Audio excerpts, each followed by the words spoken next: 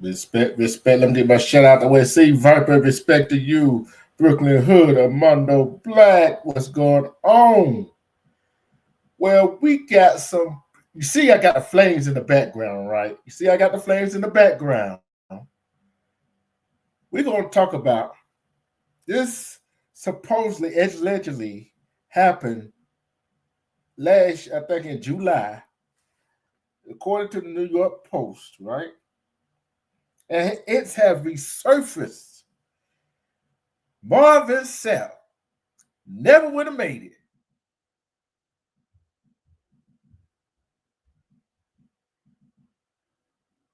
Never would have made it. Yes, that Marvin Sapp right there. He is allegedly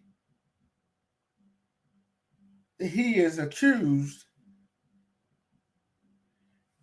of holding congregation hostage until they donated $40,000.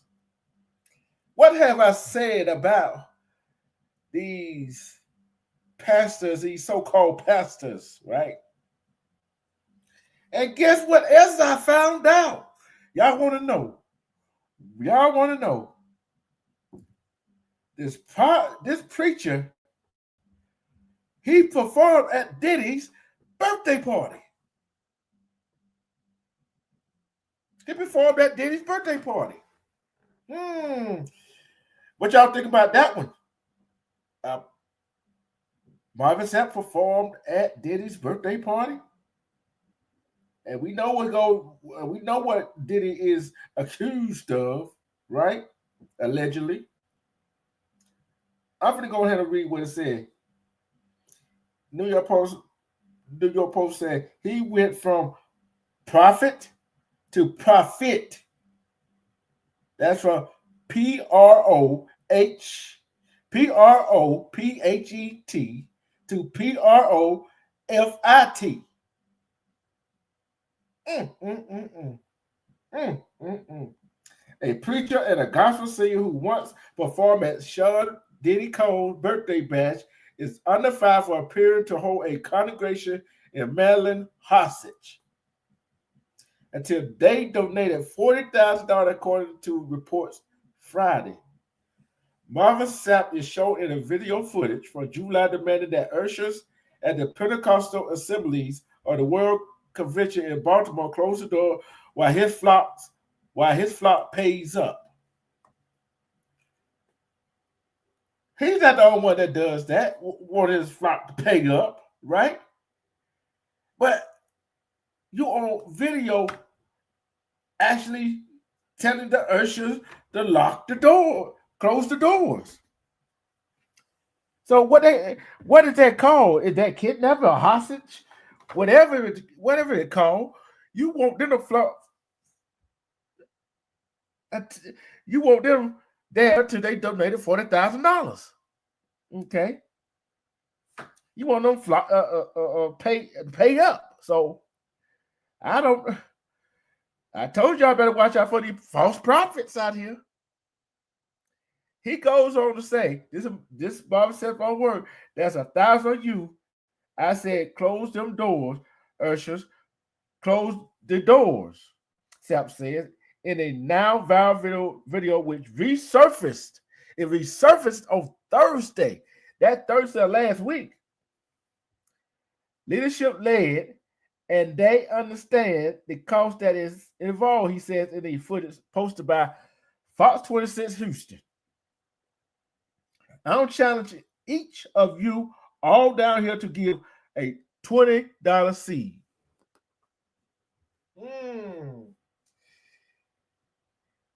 He challenged 1,000 people in there, right? He challenged them to give $20. He challenged them people to get $20. Okay. It goes on to say it's unclear how much Sapp raked in, but the video says people coming forward with $100 bills. I'm at shoe chat.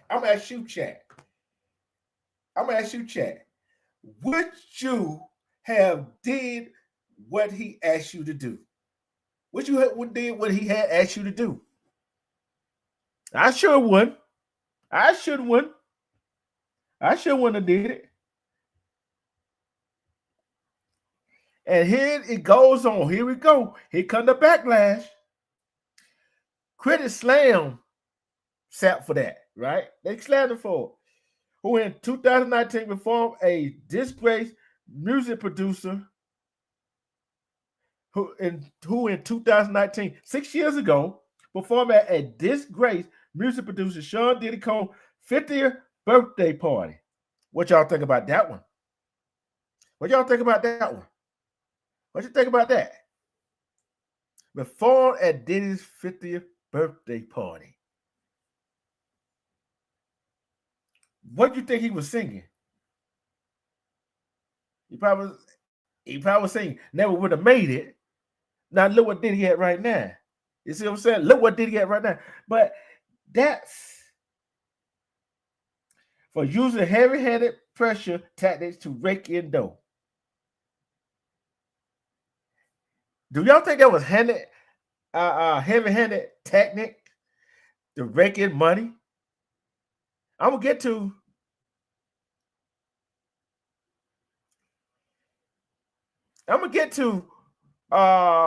his response to the backlash. I'm gonna get to that part. Okay. Marvin Sapp is clearly hustling his congregation for $40,000 and using God's name to do it, one observer wrote on X. If you think he was using, I ain't gonna say do you think. Do you think, I'm gonna say, do you think he was using God name to do it? Do you think if obviously he did it because he had a response for it. Obviously he did it because he had a response for it. He was using God's name to elicit money from the congregation when he told the usher to close the doors. That's mind-boggling to me, right? That's mind-boggling. He's calling for the doors to be locked. That's not faith. That's a shakedown and a false prophet. Someone had a bill to pay, and it wasn't to the church. What if that's your bill money? What if you had to pay your rent? What if you had to pay your car note, your insurance, buy food for the house, clothes for the kids, pay your light bill, your gas bill, the phone bill, a mortgage? He asked for $20, but some people gave $100. What would you would have did in this situation? I would have got up and walked out. You not finna sit here and try to hustle me out of $20. Cause where is that money going to? It's sure not going in my pocket. I'm out here looking, and some of the folks that's in that church at that convention was probably struggling.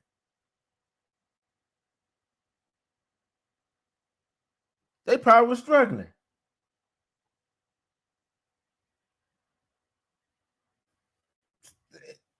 Somebody was struggling. Others say he crossed a line by appearing to prevent parishioners from leaving. He did cross the line. See, I've been in the church building. I've been where pastors, preachers gave a sermon. Yeah, they collect offering, but when that sermon is over with, when he get through doing his lecture, whatever he's doing, I got a right to get up and leave. I got the right to get up and leave. Do you have to? It seemed like he told the usher to close the door, allegedly lock the doors, so the people can't get out who wanted to leave.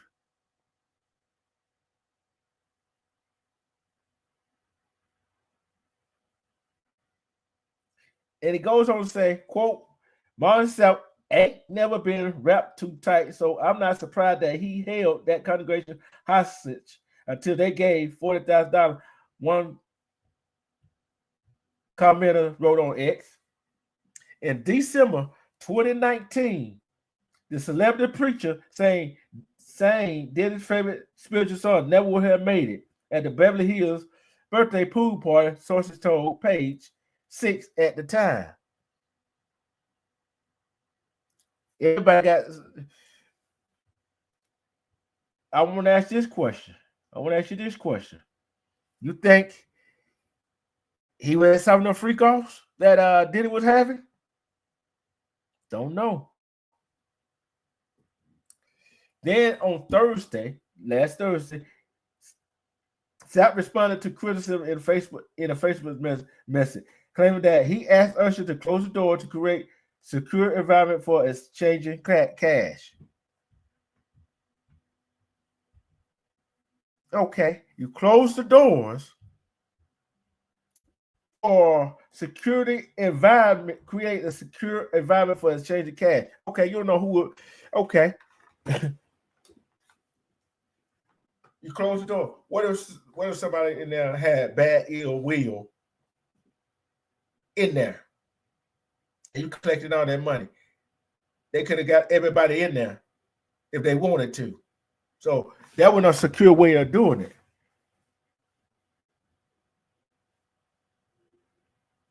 Then he goes on to say, some have taken issue with a particular moment when I instructed the usher rather firmly to close the door during the offering. Sapp wrote in a post Thursday. Hold up. How could it be misinterpreted? So you told the usher to close the door so it'd be secured, but do the people have a right to put money in the offering if they want to? Okay. Then he goes on and said this had quote unquote this had been misinterpreted as holding people hostage as well as offensive. That was never his intent, he wrote. What was your intent? Obviously, you kept him in there until you got that $40,000. Why you close the door? So people were free to leave.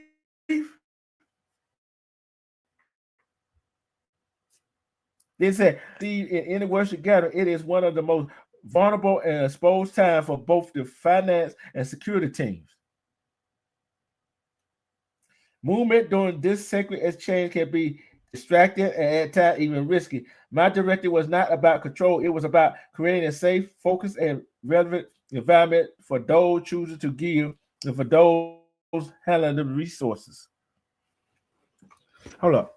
So other words, you want to each and one of them give you $20, which will start some people in there, right? And you want to that's 20,000 right there. And people online that will watch it live, you want them to get $20. That was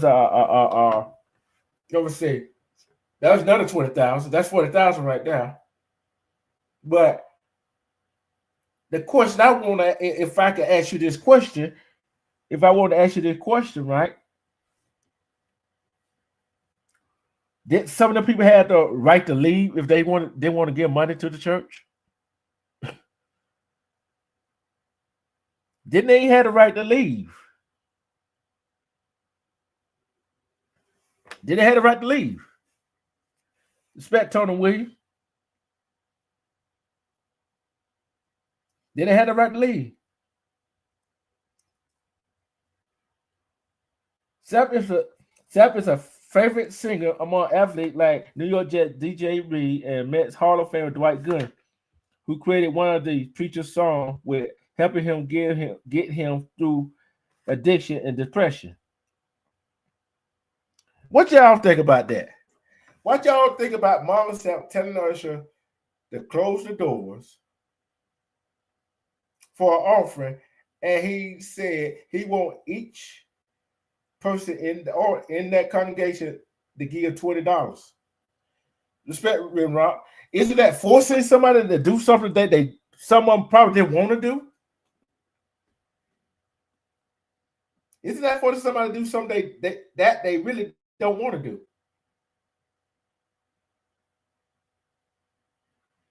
See, I have a little problem with that, right? I got a little problem with that. I'm tell you what the problem I got with it. Tell the problem I got with it. You don't force nobody to do something that they don't want to do. You don't force nobody to do something they don't want to do because you want to rack up the money. Because you want to rack up the money. I'm gonna replace something right. Hold on. Let me see. Can I find it? Hold on. See, can I find it? Not that. Not that. Not that. Not that. Not that. Hold on. See, can I find it? I'm gonna see. Hold on. See, can I find it? Let's see. Can I find it? I'm trying to find it. I want y'all to hear this. I want y'all to hear this.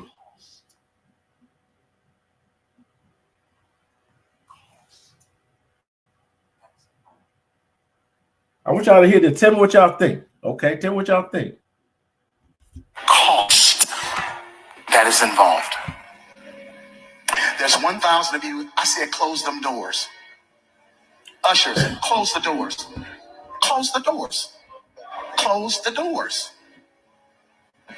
We all gonna leave together. Y'all ain't going no place but to the restaurant. There's 1,000 of you tonight, and those that are watching, it's 1,000 that's watching online. This is a small seed. If I get 1,000 online to give this, if I get 1,000 in the sanctuary to give this, that's $40,000 tonight. I'm challenging each of you all down here to give a $20 seed. I just think $20 is a lot of money. $20, believe it or not, when my late wife Melinda P. Sapp was alive, was a good date. I could take her to the movies, buy some popcorn, get one soda, 2 straws. I wasn't cheap. That's swag. I was looking in her eyes. She's looking in mine. I can't do that. Respect, Jenny. Respect, Jenny. Now, everyone up here, we all sold and seated, but I need everyone standing up here with us, with me, to plant a seed of $100. Because again, it costs to sit up here. I got you. Let's see. So put your 20 away, preachers. That 20 wasn't for you. And this is what I need you to do. If you're giving electronically, or even if you're giving tangibly, I'm gonna have y'all come to the altar and give it, because I need to see 1,000 people moving. Bring them baskets. I want the baskets up here. I want to see the folk. Y'all start moving. Y'all can bring it right now. Come. Even if you're giving tangibly, just put your hand on take your phone and stick it on the bucket.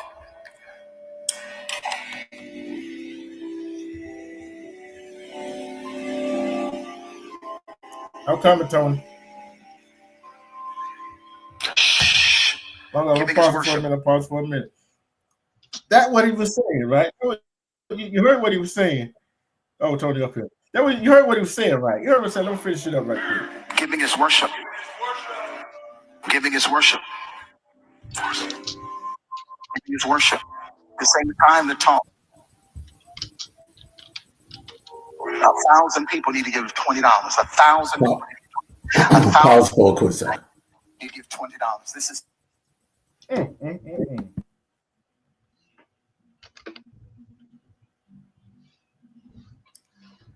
Man, that is crazy. Wow. He want the basket up front, right?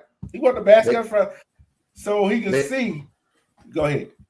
Yeah, let me explain to everybody. Wow. Church attendance of Black men attending church is at an all-time low because of crap like this. Let me adjust my. Okay. church ain't what it used to be. You know, I remember back in my young days, man, when I was like, you know, 17, 18, you know, senior in high school, whatever, man. I gave what I could, you know, because I wasn't making much. I was making, well, I mean, back then, bro, we were making like what, $3.80 an hour. You made what you could, and you gave what you could. Now these preachers, he's not the only one doing it. He's not the only one doing it. We got a pastor here in ATL that's located over there on Old National. I ain't gonna call his name, but you know who I'm talking about. He's notorious for doing this, shaming the church members when they don't give. They keep up with your tithing. Now they record it. They keep a record of what you give. They keep a record of what you tithe. In a book, It's a the book, church. basically. Exactly. They keeping you on the books now. So church ain't nothing like it used to be. That is why in one of my lives that I did earlier this year, I told my people in the chat, and I did this live on a Sunday. Quit shaming or trying to shame people into going to church. Okay, because number one, church ain't what it used to be when we were kids. Okay, it was genuine, it was real. These pastors really were trying to save souls. You had a few hustlers here and there, you know, Reverend Ike, and you know, yeah, I mean, you had some Reverend Ikes sprinkle in, you know, but now you got a lot of these preachers, hustlers. These churches are now they went from being the house of worship. You know what they are now, brothers? It's a social gathering. Yeah. Church has turned into a social gathering. You got women attending church to go meet a man.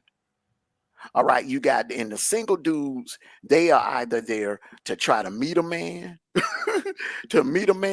or they're trying to push up on a female, one of the single females in the congregation. It's a social gathering. Yeah. You know what I'm I would saying? say this. Go ahead. Hey, you know that live I did about that pastor, that 18-year-old, when she was little.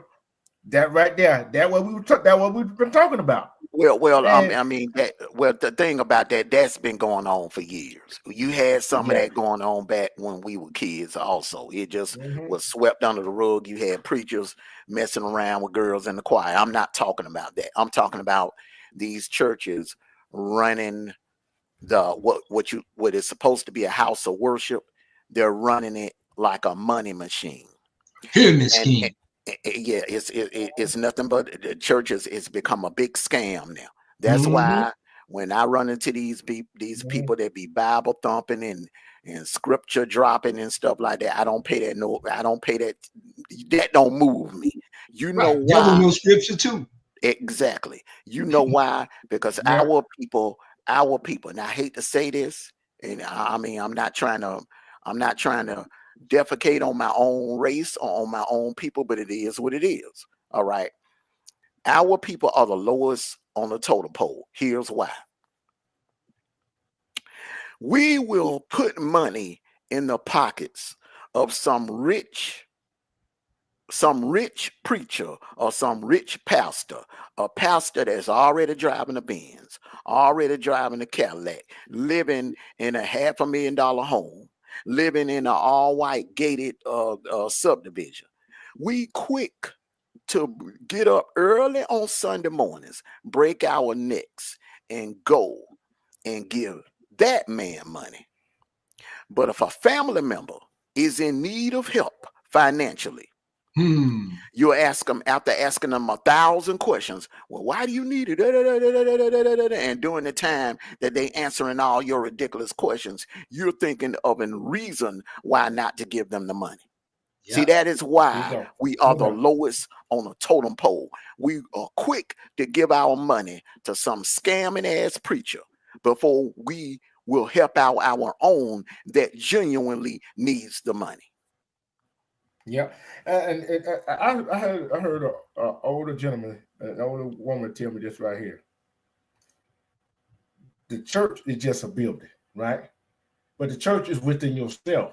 See, when they start learning that the church is in you, in yourself, and start giving them money, this is what I'm trying to figure out. Okay, these people that does that, I said people, these scammers, the con artists, right?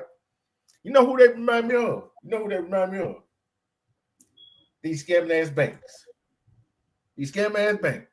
Tell you why I said that.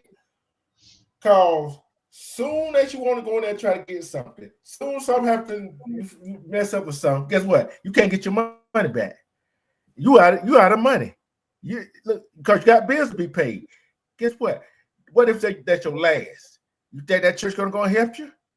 No, that church ain't gonna help you. What it gonna help you do? And this, I love this phrase right here. Oh, give to the building fund. And guess what? That's the oldest scam in the world. And guess what? Hey, the oldest scam. The oldest scam. That's the oldest scam in the world. Right. They'll run that, man. They'll run that for 20 years and nothing gets built. No church, no new church gets built. Or nothing in the church get fixed. Mm-hmm. See, you know what church I used to go to back in you know what church I used to go to back at home, right? Yeah. Mount Hermon, right? Mm-hmm. You know, across the railroad track, that was the old church, right? And you used to get baptized on the outside. But they used that money to build a new church, right? I didn't know the old one was across the railroad track. I didn't know. You just told me something new. Yeah, that was the old one. Remember when I got down there, when my dad moved me down there, brother, knew Mount Hermon was already up. Yeah, but it was you know what the Waltons at Walter grocery store we used to go get our candy from. You know what I'm talking about. That church right there. that church ain't across the tracks. It's on our side of the tracks. See, I'm talking about the old church. I'm talking about the old church. Yeah, that's what I'm saying. The old church. Walton was on our side of the track.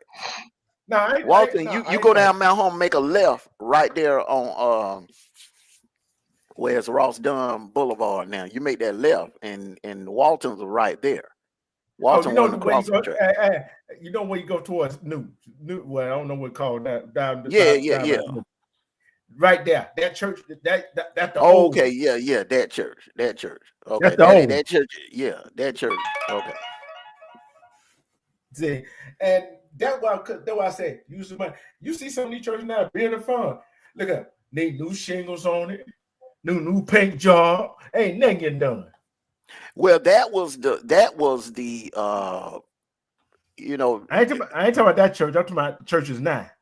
Yeah, I know churches now, bro. They straight up. These pastors are straight up telling you, look, I need a new jet. Look, I need a new Benz. Look, pastor need a new house. I'm telling you, bro, they bold now.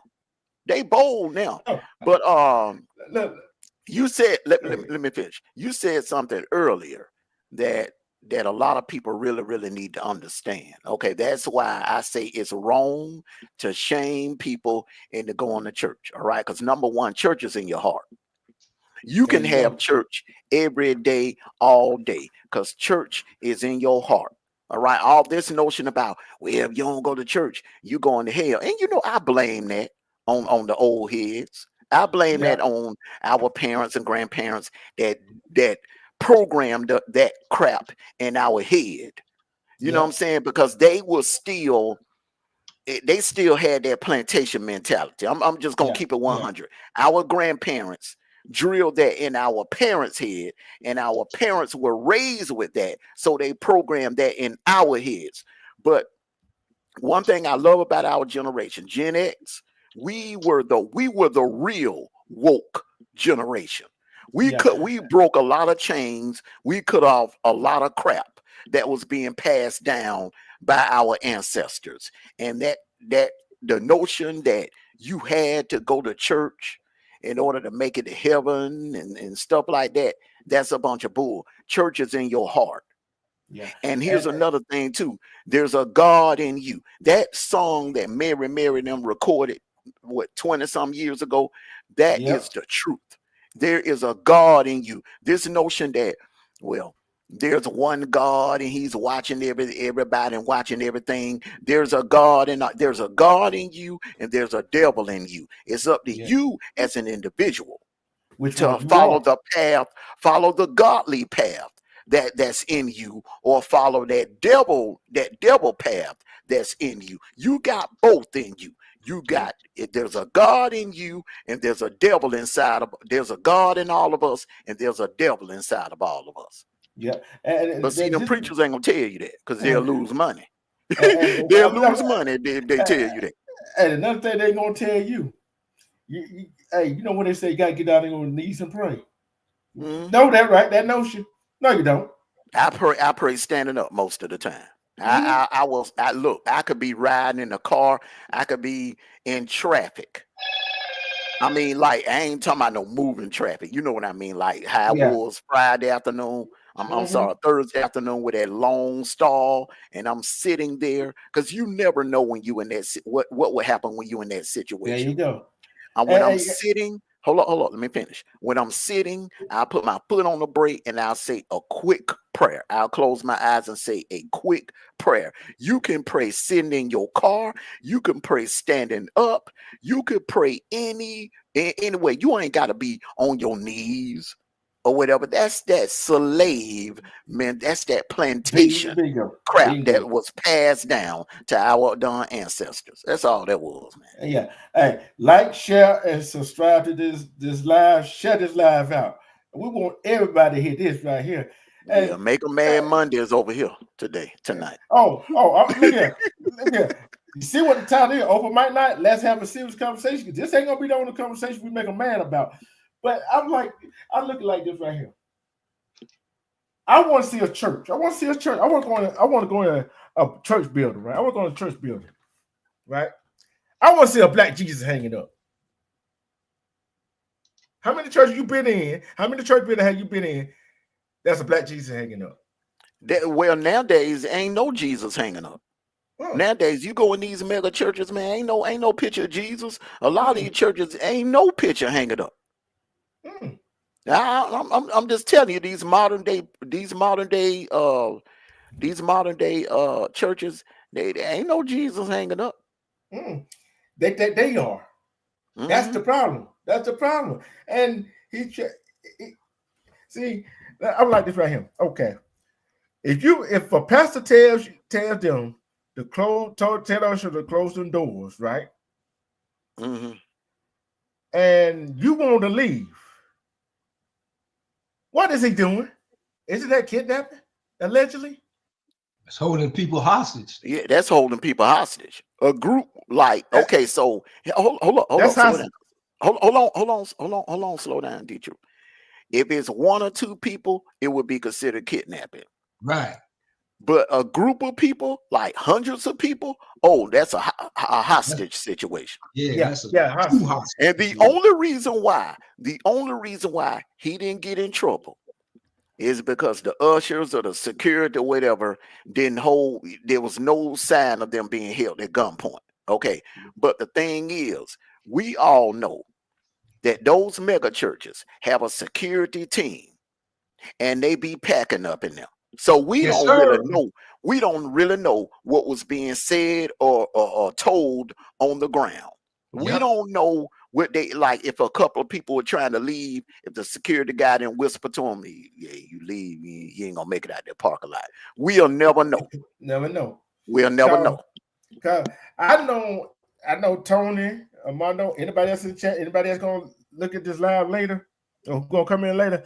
I know when the sermon's over, you're free to get up and go, right? Yep, that's how it was. That's how it was. I mean, that's how we always you could get up and leave early if you needed to. Right. The doors of the church is always open. You always can come and go as you please. Nowadays, bro, man, them damn ushers and the security, like in the mega churches now. Yeah. I'm not talking about the little small, mom and pop family churches. I call them the mom and pop family churches. the Right. ones that got 30 members and everybody related and kin to everybody.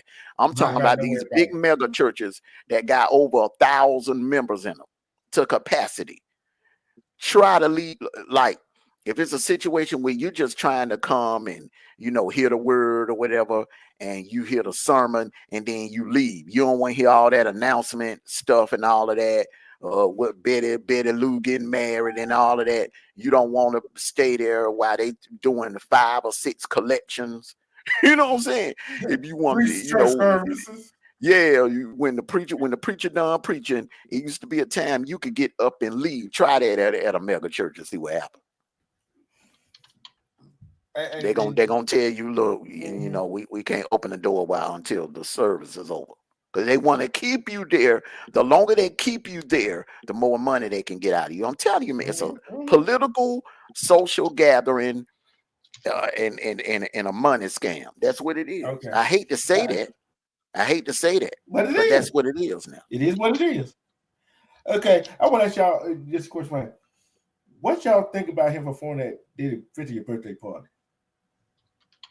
Who? He performed at Diddy's 50th birthday party. Marvin Sapp performed. Never could have made it at Diddy's 50th birthday party in 2019.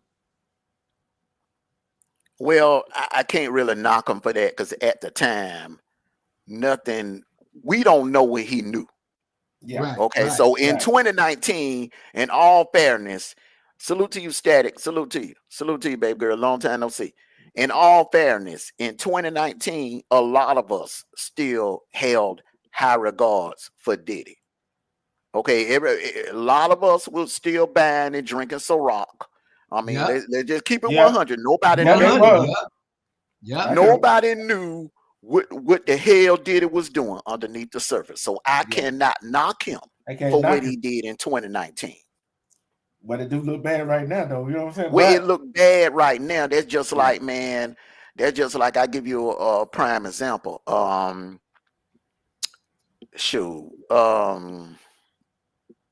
Just think all the people that was cool with, think all the women that was in love with Ted Bundy before they knew that he was a darn serial killer. You know what I'm saying?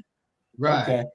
Okay. This what he said. This is during the interview on Ricky Smiley Morning Show on Monday. The Grammy nominated Yeah, I saw that. gospel artist called the situation a misunderstanding, but he said he was little more assertive than he should have been while raising funds for the convention. Hold on, you raising funds for the convention. Why the hell the convention need to raise funds for? Do that sound right to you, Tony? Hey man, Look, look. my thing is, man, Don't you pay to go to a convention? I don't mind fundraising and stuff like that, but when you go to putting ultimatums on people, amount. You ain't leaving till you give $20. Now I'm not cool with that. You know, you can't tell me how much my tide's supposed to be, because the words say, be a cheerful giver, give what you can. It don't say it's a condition to you got to give what the preacher tell you to give. No, man, no. You know, and he can't clean that up no way, no shape, form, or fashion, in my opinion. And he said he added that the reaction to the video has led to safety concerns. People have called his church and cussed him out. His staff are afraid because he received death threat. People have come to their campus. They have come to his church to try to cause problem, issue, and challenges. See, hold on right there. Hold on, Salam, for a minute. I call Cap on that. Number one, on the death threats. On the death threats. Come on, man. We ain't stupid. You ain't getting no death threats behind this. What you're getting is bad press. What's happening is you got black journalists going up to the church campus, and they're protesting, and they're questioning, and they don't want to answer the questions. That's you look, freedom of the press ain't nothing. When you get bad press, when you do something dumb and stupid to get bad press, you cannot get mad at the backlash. You have to expect what he is receiving is backlash. He ain't really been in the limelight like that. We just know him by, I love his songs. I love his music. That's what we never would have made it. That never could have made it. That will be a classic. You will hear people playing that 25, 50 years from now. Okay, that's a classic. This is the first time. This is the first time in his gospel career, preaching career, whatever, that he's ever received this type of backlash. He's getting that Umar Johnson treatment now, and he don't know how to handle it.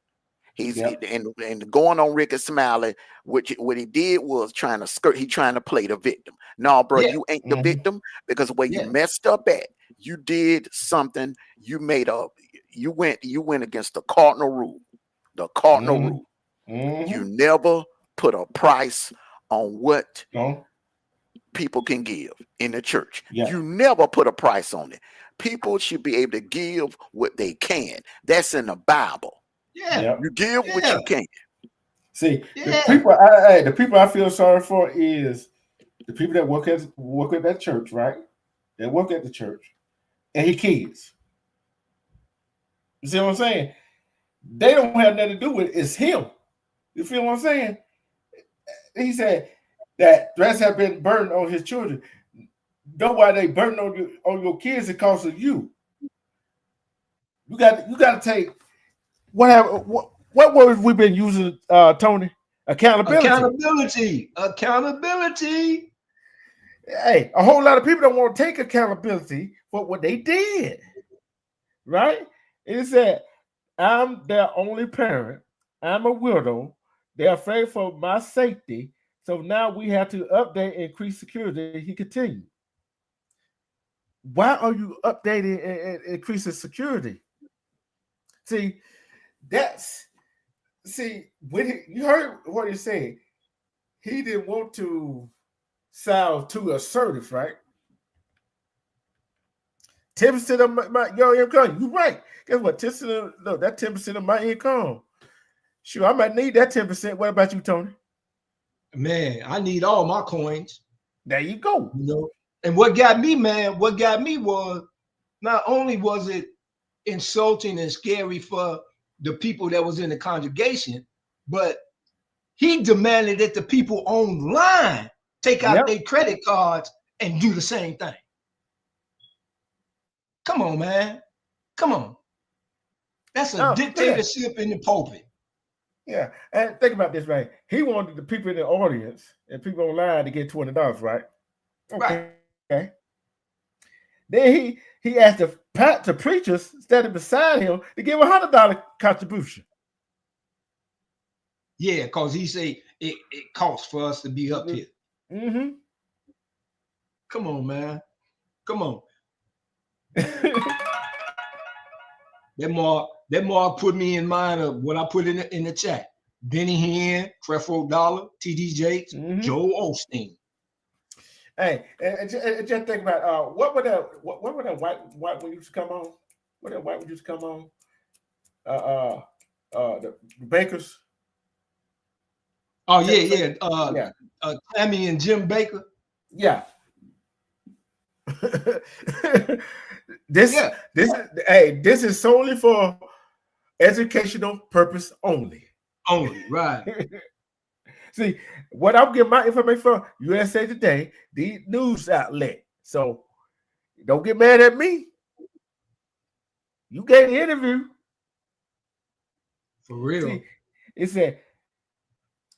said he said that as a minister, fundraising was part of his job at the international convention, call it stewardship rather than the manipulation.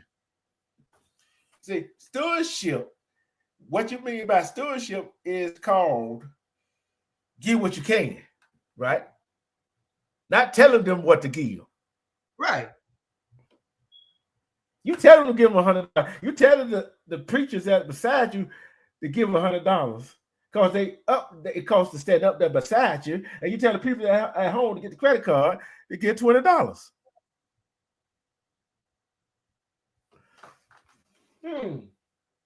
So that further lets me know that he had a Cash App and some other shit hooked up to where people online had to hit the Cash App or the other thing in order to make the donation. But what about the people who struggling, who ain't got $20? See, I'm telling you something. I seen something on Instagram, right? Which kind of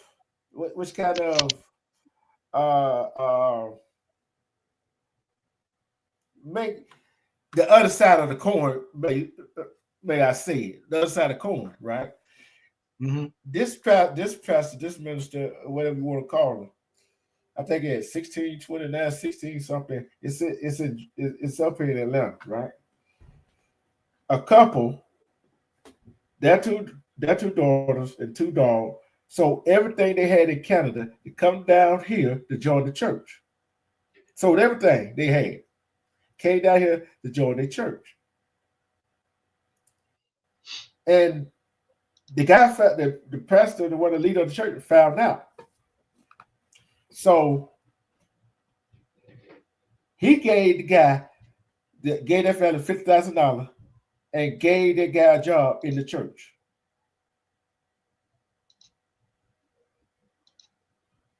That's the difference, ain't it? That's the difference. Can't hear you, bro. You can't hear me? Can you hear me now?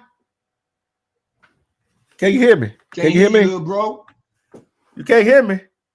How you can't hear me? Can anybody else out there hear me? Hold on. Can you hear me? Can y'all hear me? Hold on, let me see something. Can you hear me? Let me know if you can hear me or not. Let me know if you can hear me or not.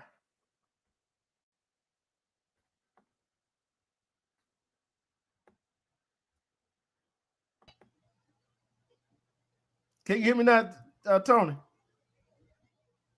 Tony.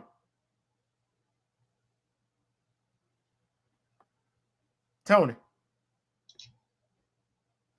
Tony. Tony. Tony. You can hear me? Tony. Okay. Yeah. You want to turn something Hello? on? Yeah. Can you hear me? Yeah. I can hear you, but you're gonna have to turn something off. Yeah. Can you hear me? Yeah. I can hear you, but you're gonna have to turn something off. Yeah. I don't know what you just did. I still can't hear you though. You still can't hear me? Go back out and come back in right quick. Go all the way out and come back in. Yeah, he couldn't hear me, Rock.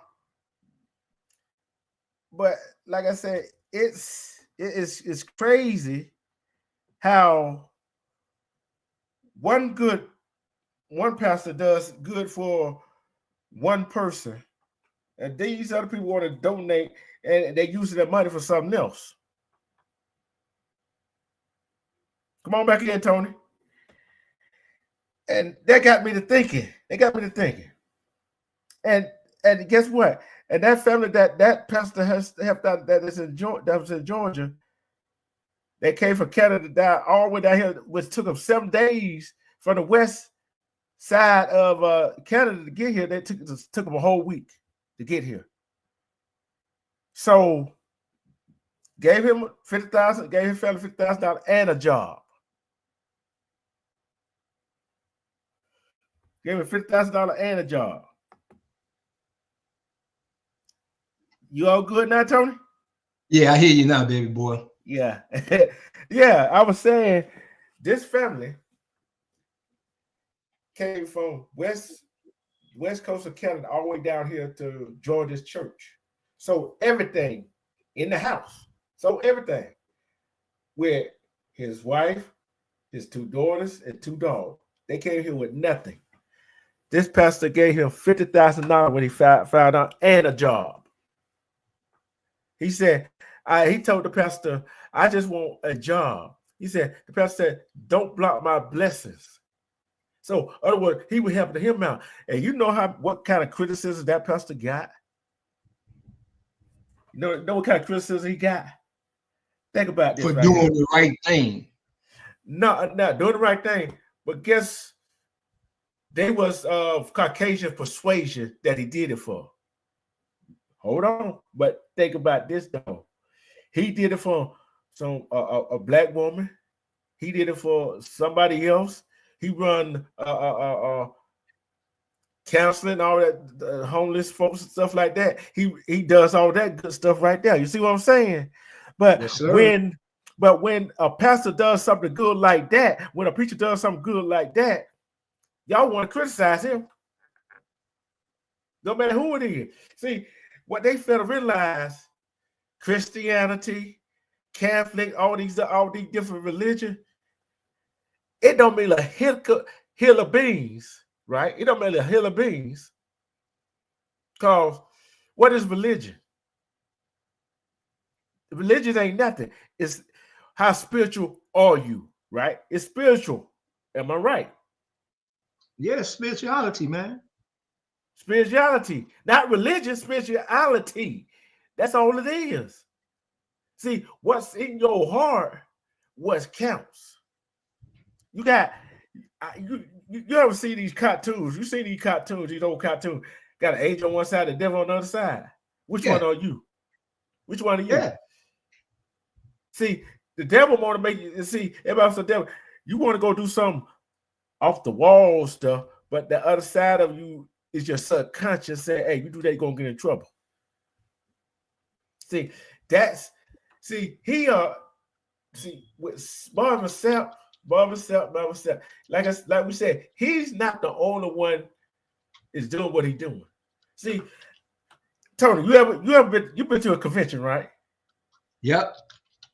You had to pay to go to that convention, right? Absolutely. So wait a minute. Did he say he had to raise funds for the convention? Hold up.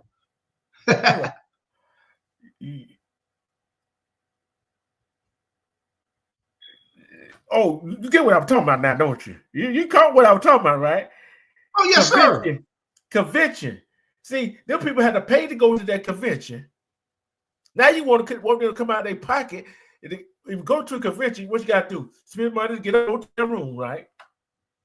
Oh, yeah. You got to spend money to get something to eat. You got to. You got expenses. You got expenses while you there. Then, right. Ain't no telling you might want to go shopping. Yeah. Pick up something. Pick up a few souvenirs. There you go. But yeah, you want me to give you $20. The convention. To help pay for the convention. That I already paid to be at. That I already paid for. All that milk ain't clean. Accountability. Hey, look at it. That's a sour milk. Respect, sniper. That's a sour milk right there. That's a sour milk. See, why? Hey, they call double dipping, ain't it? Yeah. Yeah. Double dipping. See, he's not on one. Wait till the next hour. I'm gonna really make some folks mad. This hour ain't up yet. Wait till the next hour. Cause Salute, Brown. That old snipe there. But I tell you, it's when the mother brought this story to me, I'm like, okay, how old this story is? How old? I wonder how old this story is, but it resurfaced. Yeah, it resurfaced. I think that happened in 2024. Yeah, last year, July. Yeah. See, people don't understand. You do something crazy like he did and say stuff crazy like he did. To him, it's not crazy. And he said he's a single parent. He a widow, right? That's what he said, right? That's what he said. Mm-hmm.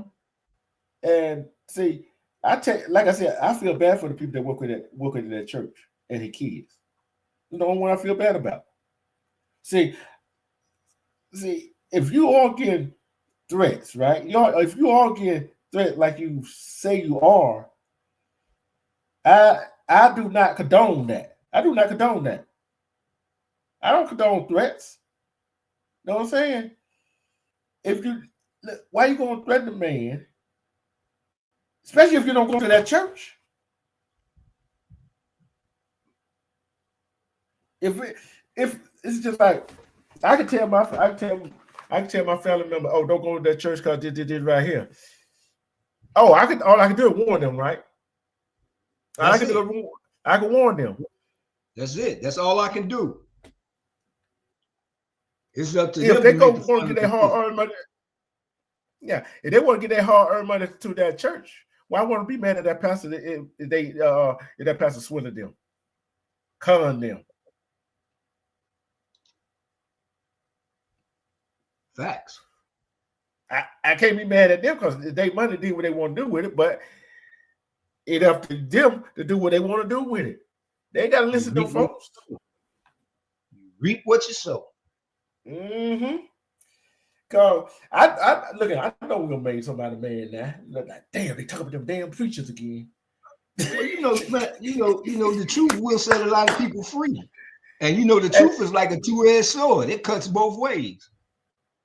Oh yeah. Cause I'm like, when I saw that, why hold up? Don't they take up when you went to church or when you go to church, whoever go to church, right? Let me know if it has it changed. Don't they take up collection? They take up to collection, right? Mm-hmm. The one they pay, the usher, you go down there and do that, and you walk around and put money in there where the deacon's at, right? Don't they do that before the preacher start preaching? Oh yeah. Don't they do that? Oh yeah. And then too, after that, don't let it be a guest preacher, because now we got to do a love offering. There you go. Why are we gonna have to hold on? You just brought up another thing there. You just brought up. Hey man, we setting the people free tonight. Why we gotta do a love offering for a guest pastor that y'all already paid? Hey, bingo! See, now you cooking. See, now you cooking. And then on top of that, you paying the guest preacher, you're paying him, then you taking another love offering. He bringing choir. Oh, he bringing choir and his musicians. What they getting out of the deal? I told you, that's why I put in the chat. Would a man rob God? Yes. Yes, he would. Yes. Yes, he would. Hey, yes. What they're saying, Robert Paul to pay Peter, ain't he? There you go. Take it from Peter to pay Paul. Hey, either way, you give him one of the P's, ain't you? Peter or Paul, one of them P's get paid. You know it. Uh-huh. And then, to be truthful about it, under the table, both of them getting the cut. Mm-hmm. Cause saying, hey, once they brought up here, I'm gonna give it back. I'm sliding a little something. Right. It's hard. Look at what that song Terrence Howard made in Hustle and Flow. It's hard out here for a pimp. For a preacher. Oh no, they ain't no preachers. They pimping. Yeah, they pimping. They pimping. They's a pimp. There's a pimp. Now I ain't said all of them. See, I look at some pastors, some bishops as two P's. Some of them. A pimp. Now, you already know what the other P is, don't you? Say it for the people can hear. A pedo. That's not allegedly. It's been proved that Catholic, there was some of them bishops been messing with them boys. Oh yeah, we know that's a fact. That pedophile shit in the Catholic Church, that's a real deal. They still paying motherfuckers off for that right now. But guess what? It in some of the black churches too. Now you just ain't heard about it yet. Fact. They said they look at that preacher I was talking about. He married that 18-year-old girl which he watched her grow up. So he groomed her to marry her. So what is he? A pedophile. There you go. Hey, I call it like I see it. And guess what? And guess who I blame? Guess who I blame for that? The parents. That's another P. Another P. The parent. Cause look, I'm like this. If you allow your daughter or your son to marry the pastor, the preacher, the evangelist, the bishop, whoever you want to, whatever you want to call them, it's on you. I'm gonna be looking at you with the side eye. Yeah, pretty much. I'm gonna ask the chat. I'm gonna ask you, Tony. And Mondo, if you still listen, I'm gonna ask you this too. If your daughter or son came and told you that the preacher or the pastor messing with them, what you gonna do? I'm finna go have a one-on-one with this pastor. You gonna let it slide? It's gonna be some furniture moving if he don't answer correctly. See, but you know how some of these you know why some of these parents let some of that stuff slide. Oh, he sliding some money, greasing their hand. Allegedly greasing their hand. Allegedly. I ain't saying all pastors, I ain't saying all preachers, but the ones that doing that, they greasing the parents' hand. Because how do you overlook that as a parent? How do you overlook that stuff? I mean, you seriously can't, man, if you a real parent. You can't. It's just like lock them doors. No, close them doors. Y'all can finna get $20. Y'all at home, get your credit card ready to send me $20. Your pastors, you standing there beside me. Yeah, it costs you $100 to stay up here. It's for the convention. It's for the convention fund. It's for the convention refund. It's for the funding bill. Okay, what convention? What kind of convention? What the convention going to do? How did this convention going to distribute that money? Right. I want to know why this convention need $40,000 in the first motherfucking place. Yeah. And you feel it's our responsibility as a congregation to give it to you. And then on top of that is the $40,000. Okay, what is it going towards? Hello. See, they wouldn't want me. They wouldn't want me you in that congregation. I'm like, what is money going towards? Right. Oh, see, they didn't have no real Chicago niggas in that church, cause some real Chicago West Side and South Side niggas. Oh man, they tore that church up, man, telling them close the door and don't let nobody out. Nigga, please. I'm like, when he said that, I'm like, man, I was kind of skeptical that I really read. I'm like, Lord have mercy. See, one, like I said, people really don't go to the church buildings no more.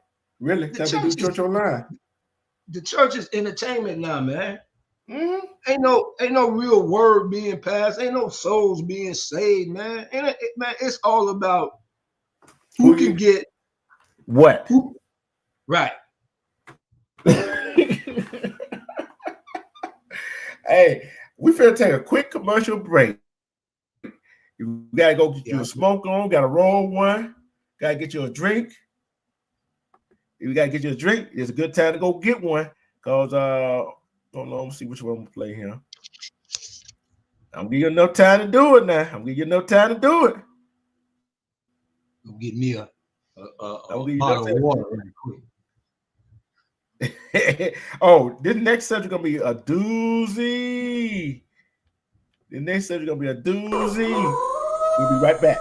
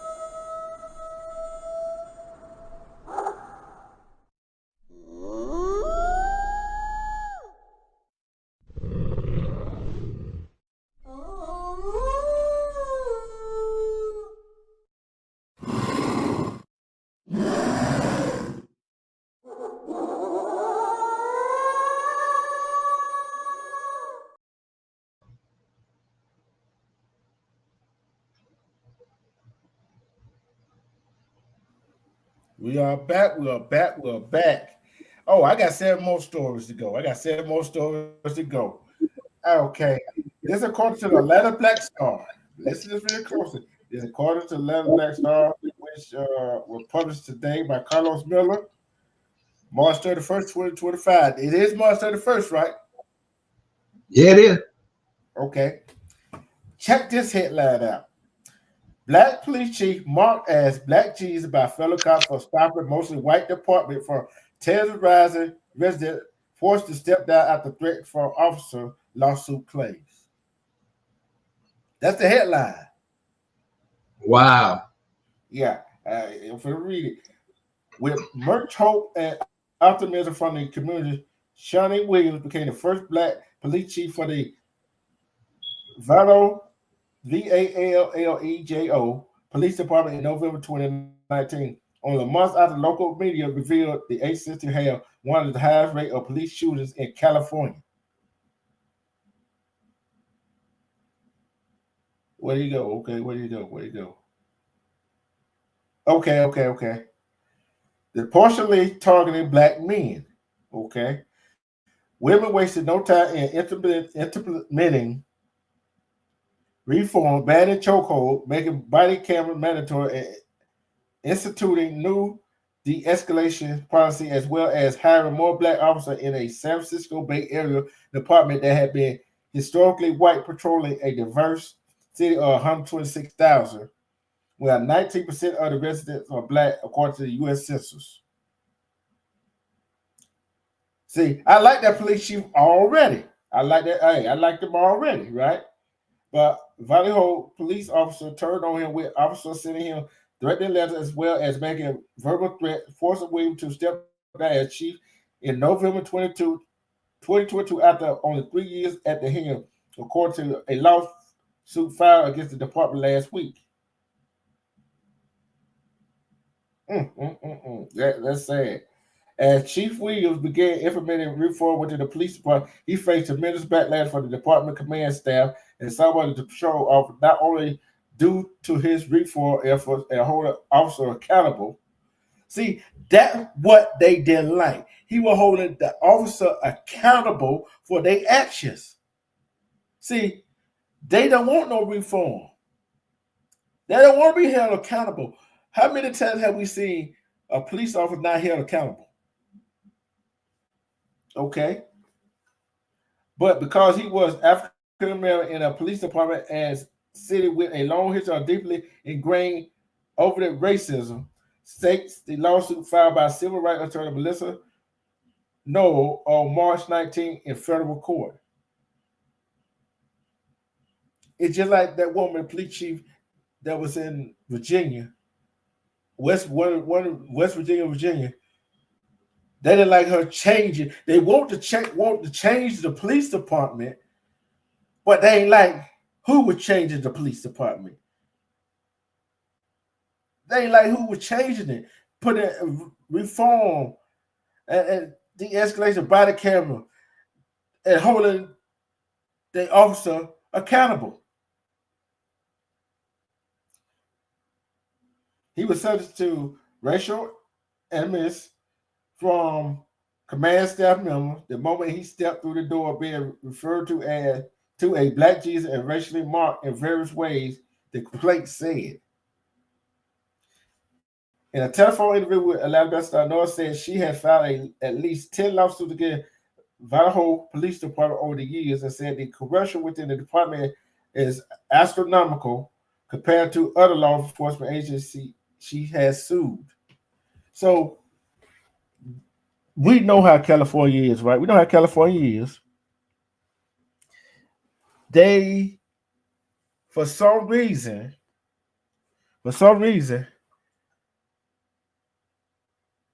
they are notorious for this kind of act.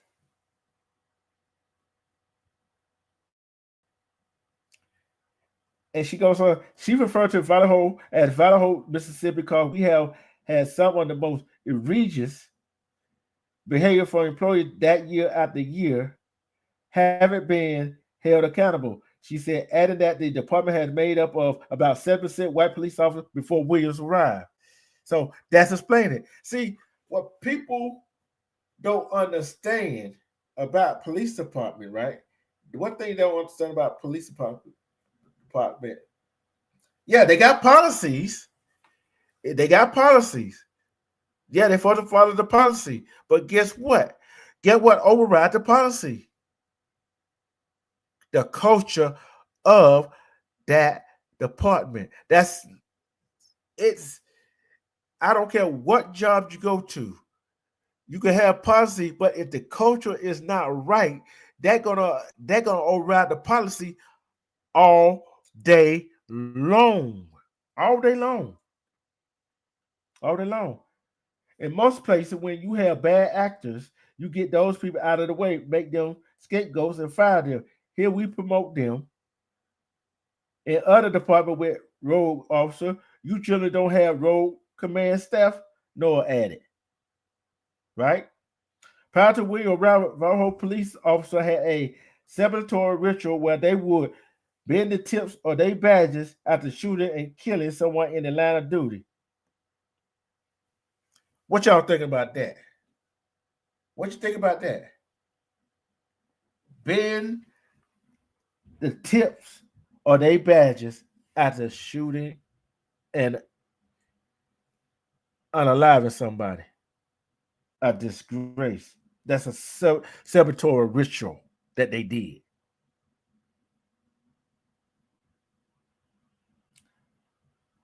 A practice that had lasted for decades before Captain George Whitney blew the whistle and ended up fired in August 2019 in retaliation before receiving $900,000 settlement in 2023. See, when somebody blow the whistle on their butt, they want to fire them and retaliate against them. That's how they get the lawsuit. But guess what? That lawsuit don't come out of them other officer pocket. It comes out of the taxpayer pocket.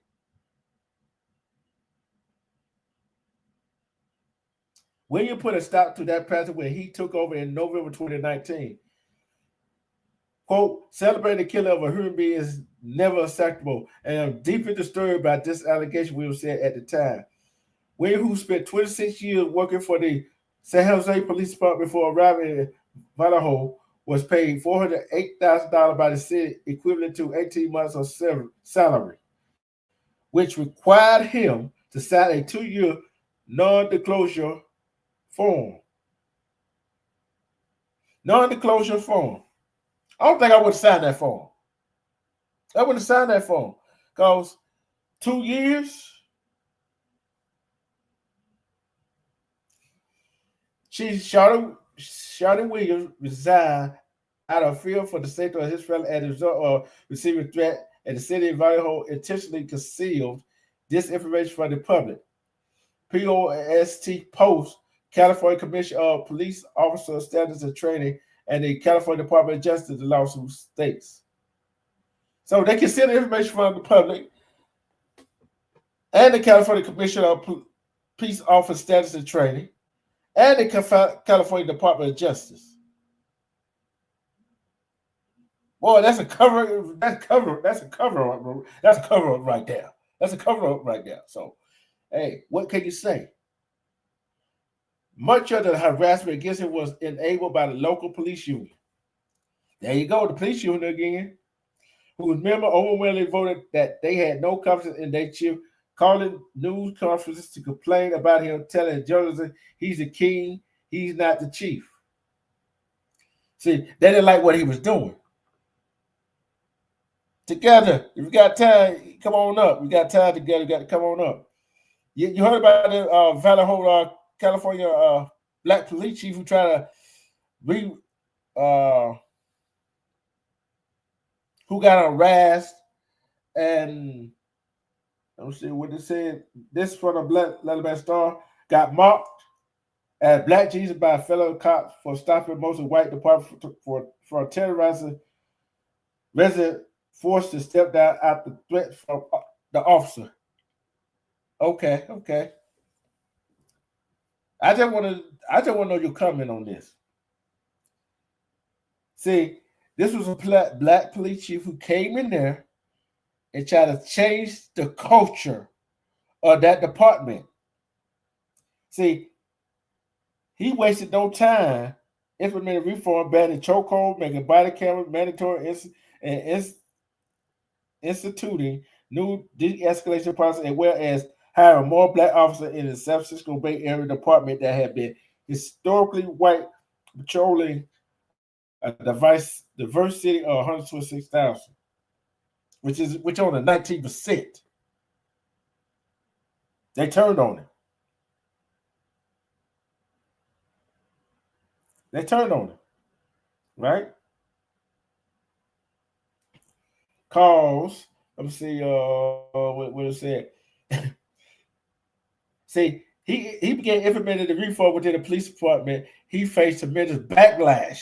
He backlash, right? For the department command staff and some of the patrol officers, not only due to his reform efforts and holding officer accountable, and because he was African American in a police department and a city with a long history of deeply ingrained racism. So he tried to, yeah, that's what they thought, Tony. That's what he thought. That's what they thought. But he wasn't. He wasn't a token.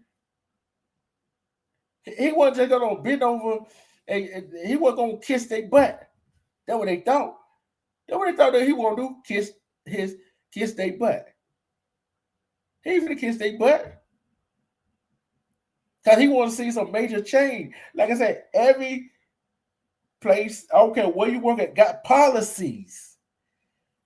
Listen to me. Policy, like I said one time before, culture override policies. And guess what? Policies are not law. Culture is not law, but guess what? Culture gonna trump law every time when it comes to something like this. When they know they can get away with it. But when somebody come out with it, put their foot down and say, oh, we finna do this right here. Oh, they don't want to do it. They don't want to change. They want to keep it the same. The culture is the same. Because he's gonna hold them accountable. Because he started from bending the tip of their badge after shooting and unaliving somebody.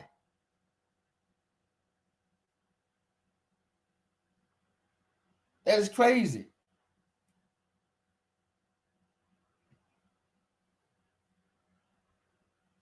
See, added that the department made up about 7% of white police officers before William arrival, right? Okay. And had lasted for a decade before Captain John Whitney blew the whistle and ended up fired in August 2019 in retaliation for receiving $900,000 settlement in 2023. So they got rid of Captain John Whitney because he exposed it. He exposed it. But he got $900,000 settlement. But that didn't change anything. That $900,000 settlement didn't come out neither one of them high uppers or the police officer pocket. It came out of the taxpayer pocket. See, he put a stop. William put a stop to that in 2019. He had a $400,000. He was paid $408,000 by the city, equivalent to 18 months of salary, which required him to sign a 2-year non-disclosure form. And guess what? Guess what? Together, the city of Idaho intentionally concealed this information from the public. California Commission on Police Officer Status and Training, and the California Department of Justice, the lawsuit stated. And most of the harassment was enabled by local police union. What do police union do? Try to get police officer off the hook when they made a bad judgment or the bad call. They stand by their side.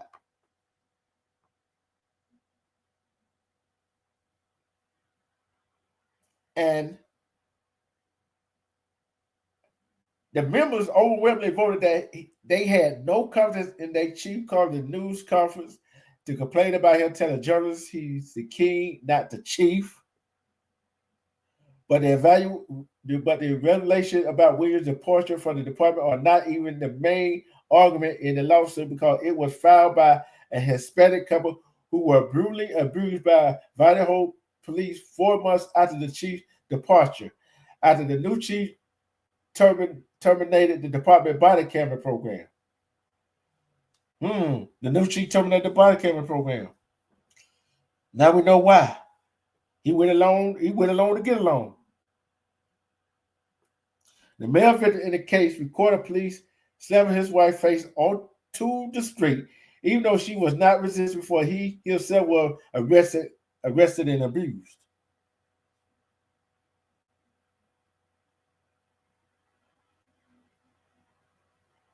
This is a B of A story, huh?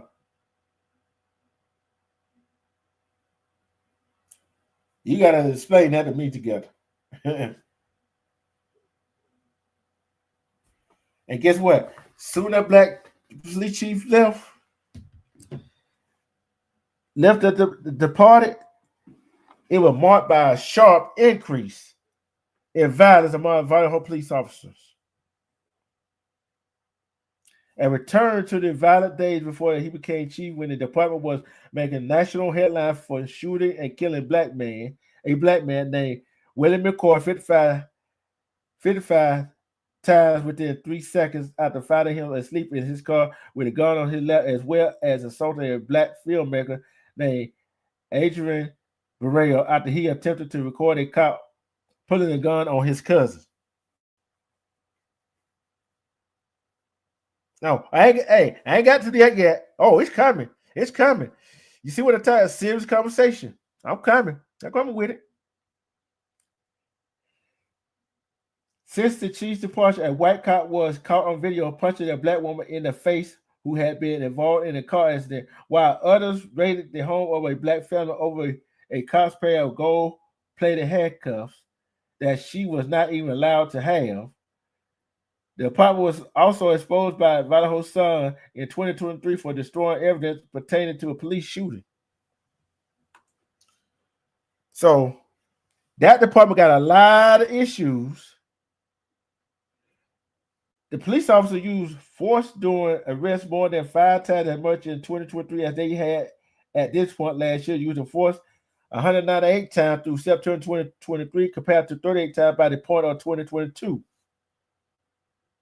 According to data released by Idaho Police last week, according to Idaho Sun, the increase in force incidents this year follows a steady decline under former Idaho Police Chief Shannon Williams, who suddenly resigned in November under pressure from the Idaho Police Officer Association, the Sun added.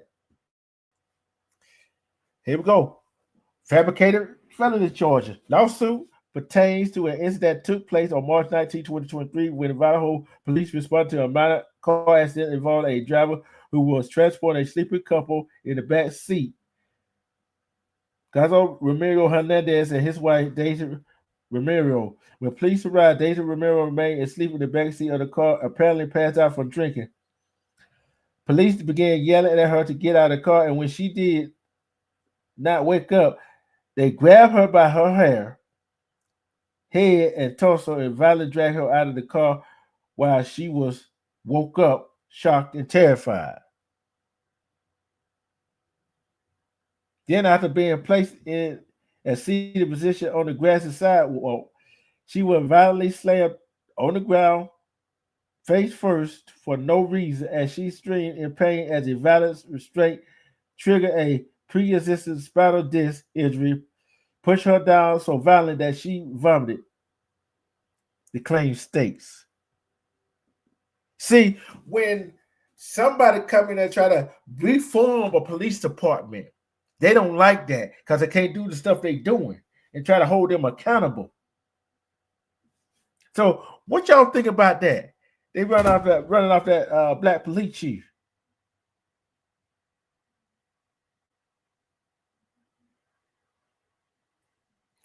I'm not surprised about it. I mean, there's something we're gonna have to deal with Yeah. for the next 3 years. I mean, Mhm. look who's in the White House. I mean, like I said, man. I said this on election night. Get ready. Mhm. What you just read, bro. I'm not surprised, and you're gonna see more and more of that happening. Yeah. It's gonna be like a rollback. It's gonna be like black people are being put in a time machine. Yeah. And Eh, hold on, slow down. You're gonna be put in a time machine. It's like being put in a time machine, and you're going back to 1965. That's what mhm. it's instead of 2025, you're gonna be in 1965, or hell worse, 1955. So get ready. I mean, there's no surprise. I mean, and you know, that's what people voted Mhm. for. Mhm. It's gonna be a throwback. It's gonna be Mhm. throwback. The next 3 years, throwback of the Jim Crow years. Mhm. And think about it. You remember that? You remember that live I did about that black police chief? I don't think she was in Virginia or West Virginia. They got rid of her because she would try to change the culture. See, Hmm. like I said, policy. Yeah, every place got a policy, right? Every place got a policy. But guess what override policy? Culture. And guess what sometimes override? Look, we got laws, federal laws, right? We got the federal constitution. But get what override that in an environment like that? The culture. Would I be lying if I said how many times have I said that? You said it a lot. And, and they don't understand when that black police chief went in there, started trying to reform. The police union said they had, and the union said they had no confidence in him. They called him the king instead of a chief. Made a body cam video, body cam video. Another captain who was supposed to got retaliated against. He won a $900,000 lawsuit. So just think how much that city going to pay out.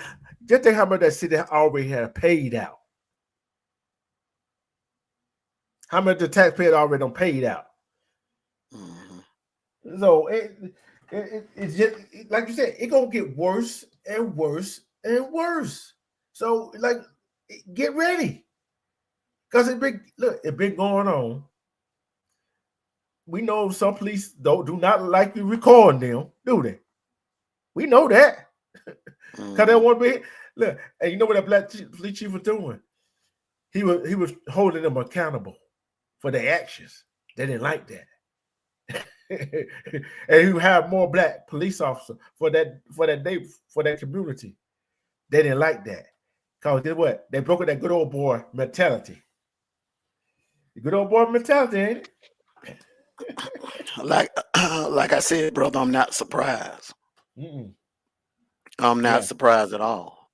Like I said, I mean, look, you can talk about this till you blue in the face, man, but it's something that's gonna go on because of who we have in the White House. He's Yep. and he's Your giving neighbor. these police immunity, these police shootings, and they're not going to be held accountable for it. They're going to walk right out. They're not going to be indicted. No grand jury is going to find them guilty. So I'm just saying, Yeah. I'm not Mm-hmm. surprised. I'm not How about, surprised. I'm like this right here. I'm like this right here. How many times has a police officer been found guilty even before he got in office? Hardly none, right? Mhm. So what's going to change? Nothing. Well, they were holding some accountable, like Amber Geiger, the guy up in Minnesota. They held him accountable.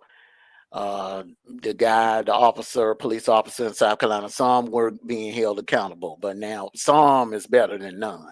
Yeah. Now Yeah. you're gonna have Yeah. none being held accountable, and he's already talking about pardoning that guy, that Chauvin guy, however you Yeah. pronounce his name, the The guy other that, person, yeah. the guy that unalived George Floyd. Yeah. You know, Yeah. like I said, none of this is surprising to me at all. Mhm. We have to work on ourselves. Yep. We have to Yep. work on ourselves, and that bring. I mean, I'm you know, it's something else I want to discuss too. That's very disturbing. Go ahead, you got the flow. I was gonna share screen this. Go ahead, you got the flow. Okay. I'm mute up. It's your flow. And I'm going to show everybody why we're the lowest on the totem pole. Because you got dumb Negroes that do stuff like this. Hold on. You got dumb Negroes that do stuff like this. You know.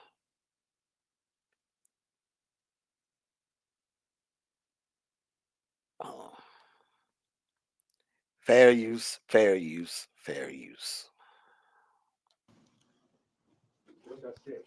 Wherever you want, you can sit right here. What do you think?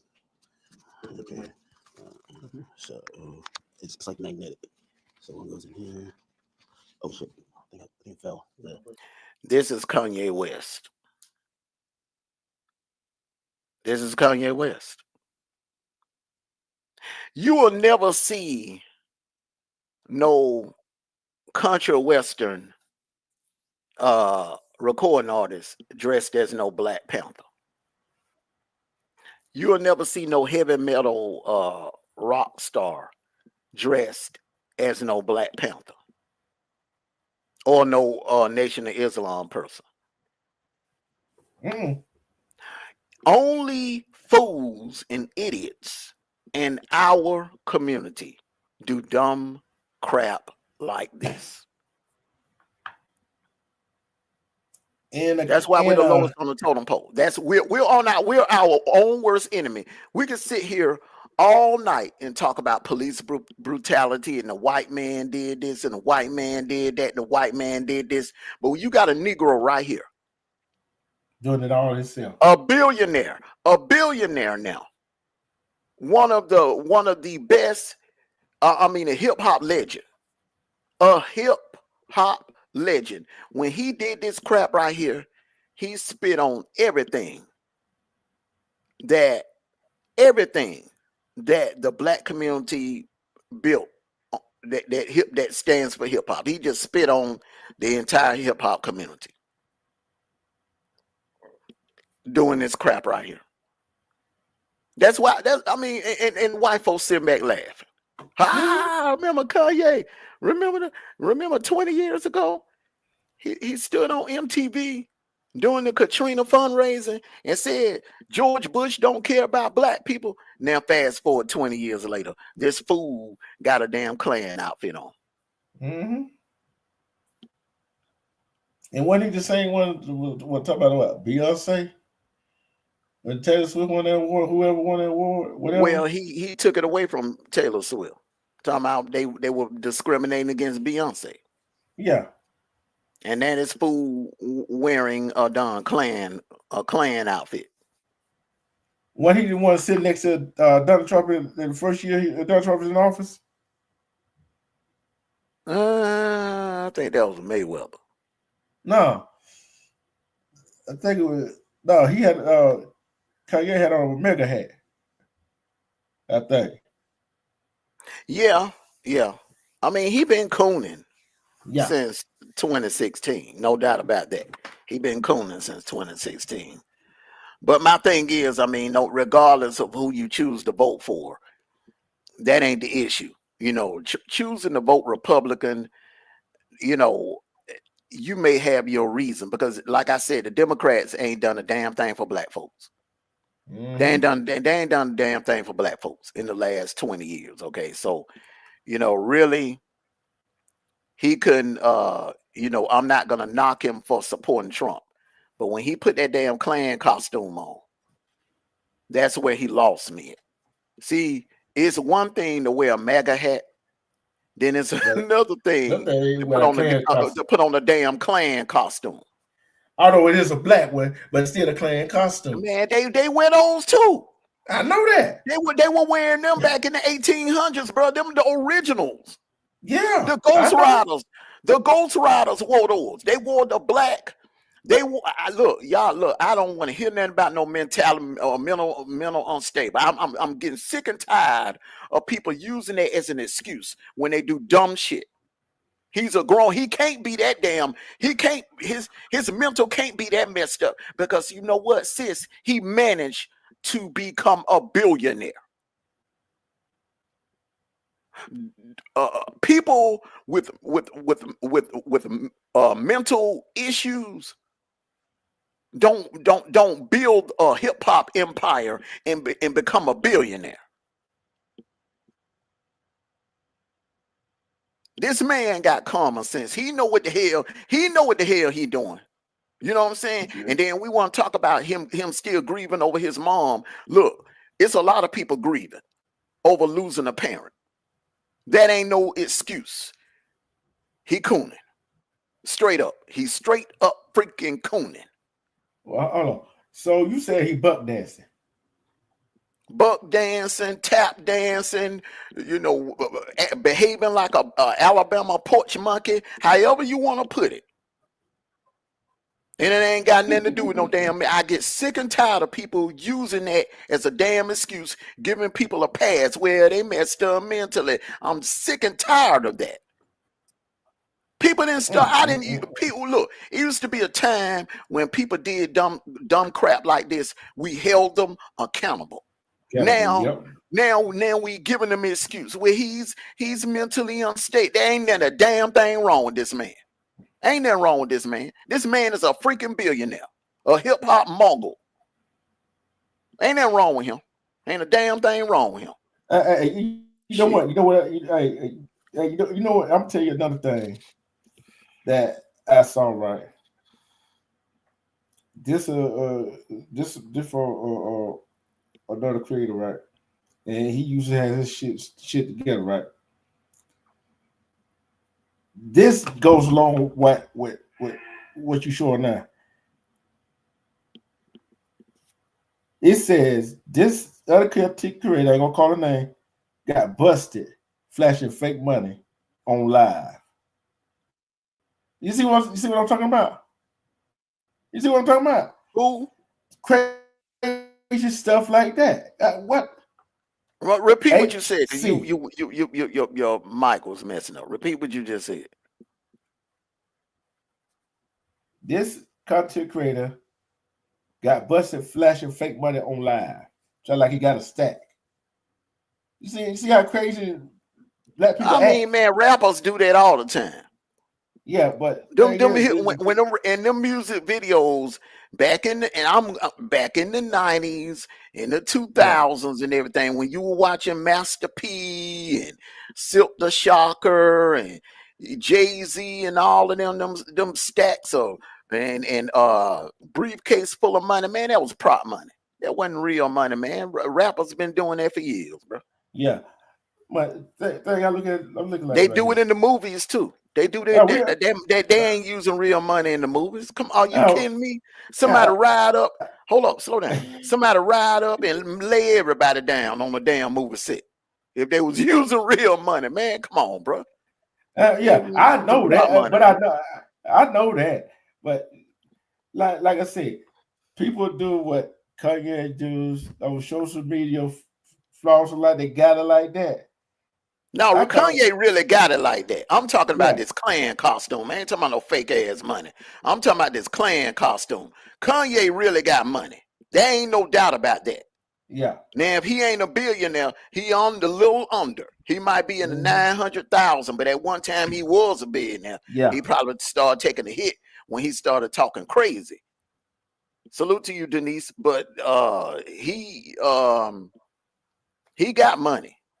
He got money. He just selling out. And that ain't got nothing to do with his mental faculties or anything like that. Denise, he's selling out. Just like a lot of black people in the history. Since Dr. King got assassinated, you've had a lot. 1.7. Kanye is worth 1. I figured that, Tony. He was a billionaire. I figured that. That man is a billionaire. He been a billionaire for a minute. Mm-hmm. Shoot, that dude, he just got back to be okay. Thank you all. Yeah. Take you out together. Your internet must be behind, baby. that dude is a billionaire. I figured that because I know I read somewhere recently where he's a billionaire. He on his way to 2 billion. Mm-hmm. Mm-hmm. Yeah, and you can't explain this away. You cannot explain this away. See, if it was anybody else, see, if that was somebody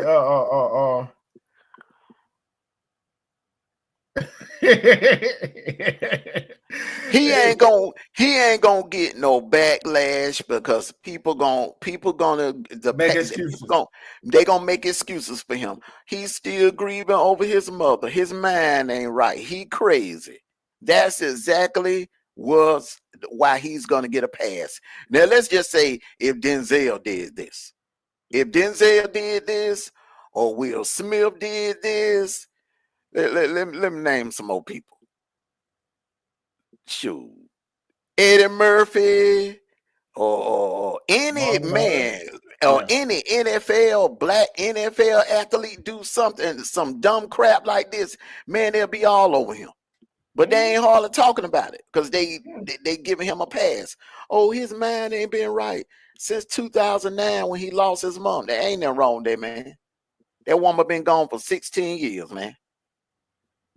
16 years.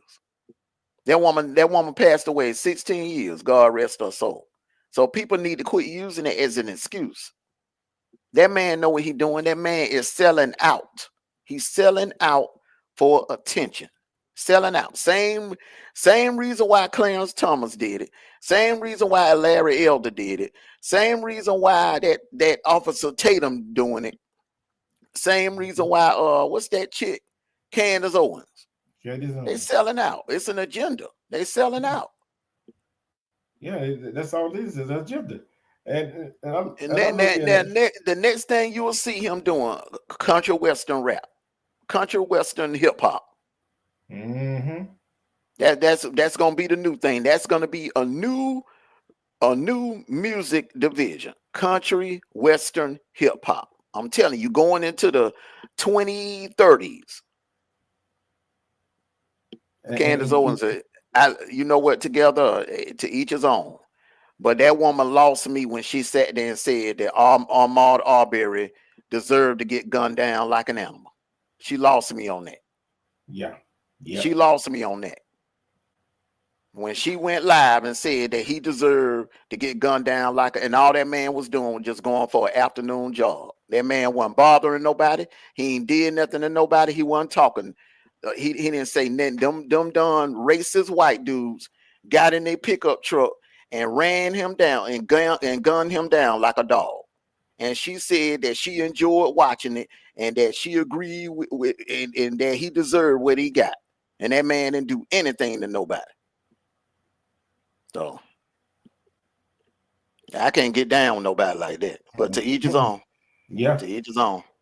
She lost me on that one too. Yeah, she lost me on that. Like I said, I don't knock nobody for voting Republican, but you can vote. I know plenty of people that vote, plenty of black people that vote Republican, but they don't sell their soul doing it. They don't sell out. They don't, go above and beyond and start talking that Klan mess and start talking about black people deserve to get exterminated. And that's the crap that she preaches. Talking about more black people should be exterminated. So, but you like her together, you like her. That's hey, to each his own. We like who we like.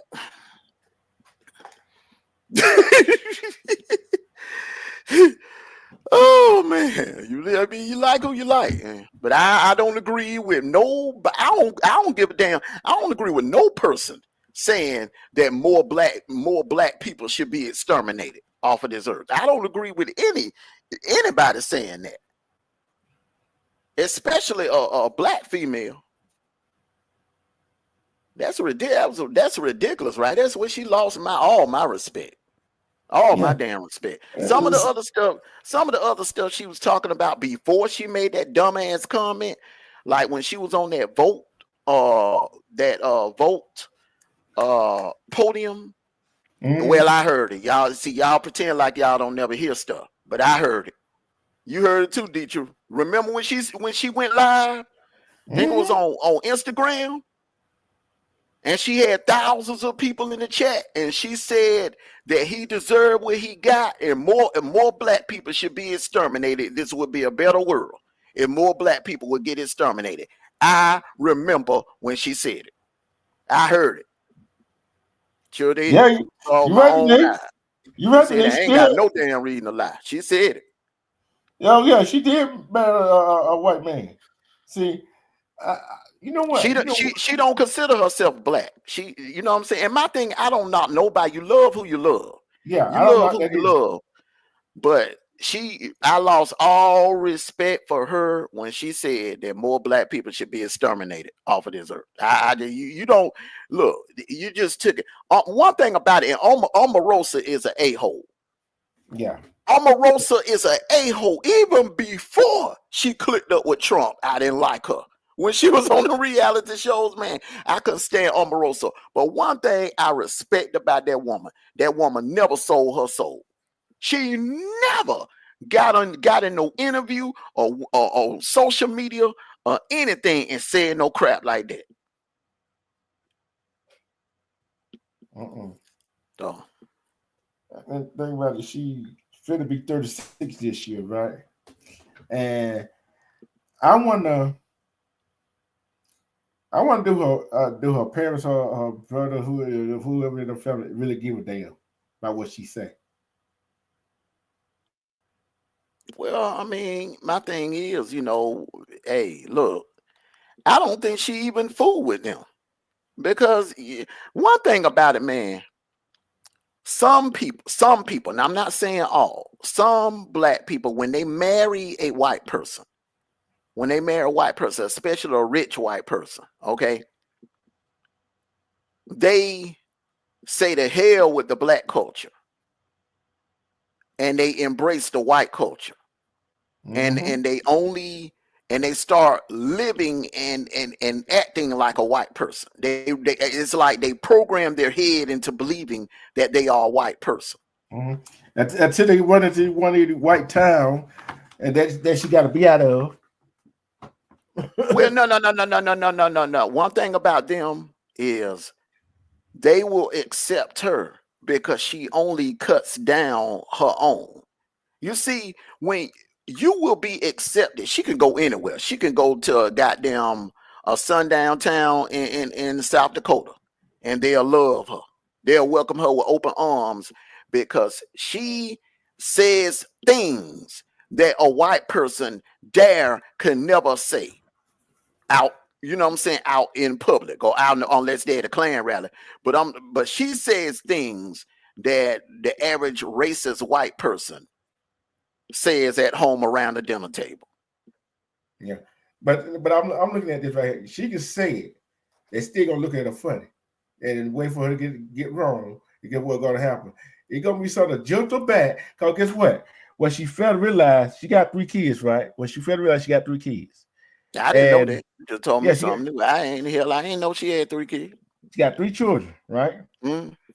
And they half and half, right? They half and half. You know, somebody turn out darker, somebody turn out lighter.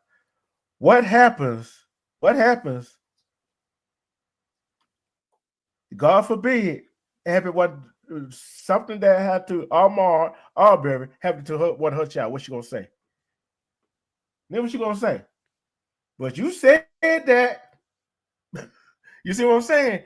See, be careful what you say, because it always come back around, don't it? So from what the word is from down there in South Georgia. The son's wife or girlfriend was checking out Ahmaud. He ran that route every evening. He would run that path, that route through that subdivision every evening. And a lot of times, you know, this was when it was hot during the summertime. He would run with his shirt off. And the dude was yoked up. He was yoked up like an athlete. He was built like an athlete. And the word is, the white girl would always be like, oh, damn. Man, he looks good for a black guy. You know what I'm saying? Like she would was lusting over the man. And her and the son didn't like that.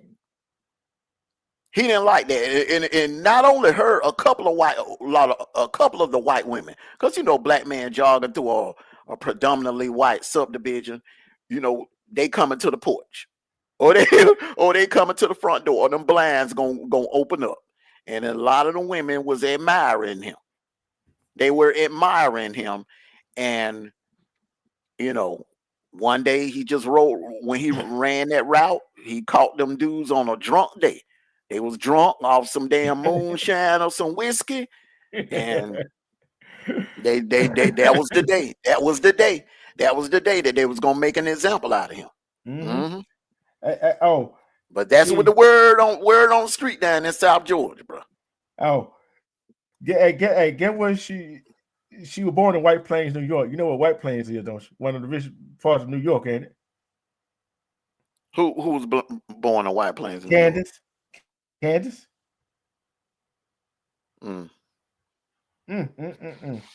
Well, you know, hey. Yeah, she is pregnant again together. And she converted to Catholic. That man don't just turn on. But you know, I mean, I had some cousins. And I told you this. I got some cousins on. They on my stepmother's side of the family. They were Catholics. But they've been Catholics since they were kids. Yeah. So you know, I ain't knocking that. Ain't like that. But yeah, ain't knocking that. It's some black Jews. It's some black Presbyterians. I mean, we all over the place. All over the place. Yeah, I know plenty of black Presbyterians, bro. Hey, in 2019 August, right? Charlottesville, Virginia. You know what ain't nothing but what's in Charlottesville, Virginia, don't you? It's kind of like 60-40 now. Yeah. Because remember, it's a college town. Okay, so most college towns are you're gonna have some of us, a lot of us in there. If you look at any college town, look in Athens. There's a lot of us in Athens. You know what I'm saying? Look at Auburn. You know for yourself. You know what I'm saying? Tuscaloosa, Chocolate City, damn near. South Bend, Indiana. South Bend, Indiana, bro. That's Chocolate City. A lot of people don't know it, man. Notre Dame University is sitting right in the damn hood. And so is USC. USC sitting right around the corner from Dan Crenshaw. Oh, no wonder. hey, no wonder. Hey, no wonder. Okay. Robert Owens is her daddy. Who was Robert Owens? Her daddy. Oh, what about him? What did he do? No, he ain't do nothing. According to this, he's I'm trying to see what he look. Oh, never mind. He record. There's a lot of Robert Owens, but I'm trying to find her parents. You know what I'm saying? I'm trying to find her parents online. See, but I wonder what actually turned people against their own kind like that. Money, power, and they just okay. And let me rephrase this. I'm not saying all, but some, a lot. I'm gonna keep it real, a lot. When you dating, here's how it usually happens. When you dating a white person, Okay, when you dating, especially a white woman, okay. White people, they have more gatherings. They get out. They don't sit in the house on the weekend. There's always somebody having something. They doing something. They zip lining. They going bungee jumping, mountain climbing, or they going fishing, or they going kayaking, or they getting on the speedboats, or they going, getting on the four-wheelers. They don't sit in the house. They always doing something. So you're going to find yourself around their friends and spending more time with their family because they're always doing things. Black folks, man, we only do, man, it got to be Memorial Day, Special 4th of occasion. July, somebody graduating, a funeral, and every now and then maybe a family reunion once in a blue moon. Other than that, man, Black folks we don't get together like that. But the white families, they do. They are always doing something together on the weekend. So you're going to find yourself spending more time with them, and you're going to adapt to their culture. And I'm telling you, man, they have fun. They have fun, bro. When they get together and they have their little gatherings or whatever, and they have their outings, they have fun, bro. Yeah. And you're gonna start liking it. You're gonna get attached to it, and then that's when you're gonna become a part of their culture. Yeah. And you will find yourself, more bonded to their culture than you would your own. It happens that way, bro. Yeah. But hey, I'll tell you why I'm going to say this right here. I'm going to say this right here. I'm going to tell you why I said this right here. No, it ain't cause you find yourself bonded to their culture. You want to be in their culture. Well, I can't necessarily say that. You're right. You're right. In some cases, yes. But I'm telling you, man. Because think about it, you gotta find that balance. Oh, I might want to engage in that culture, but guess what? I'd have to lose my culture. You see what I'm saying? Well, I'm telling you from experience, man. I'm telling you from experience.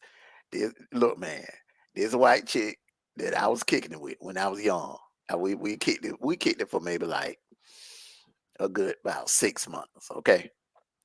When I tell you, man. I had so much fun. I had so much fun with her, bro. And I ain't even talking about the bedroom, man.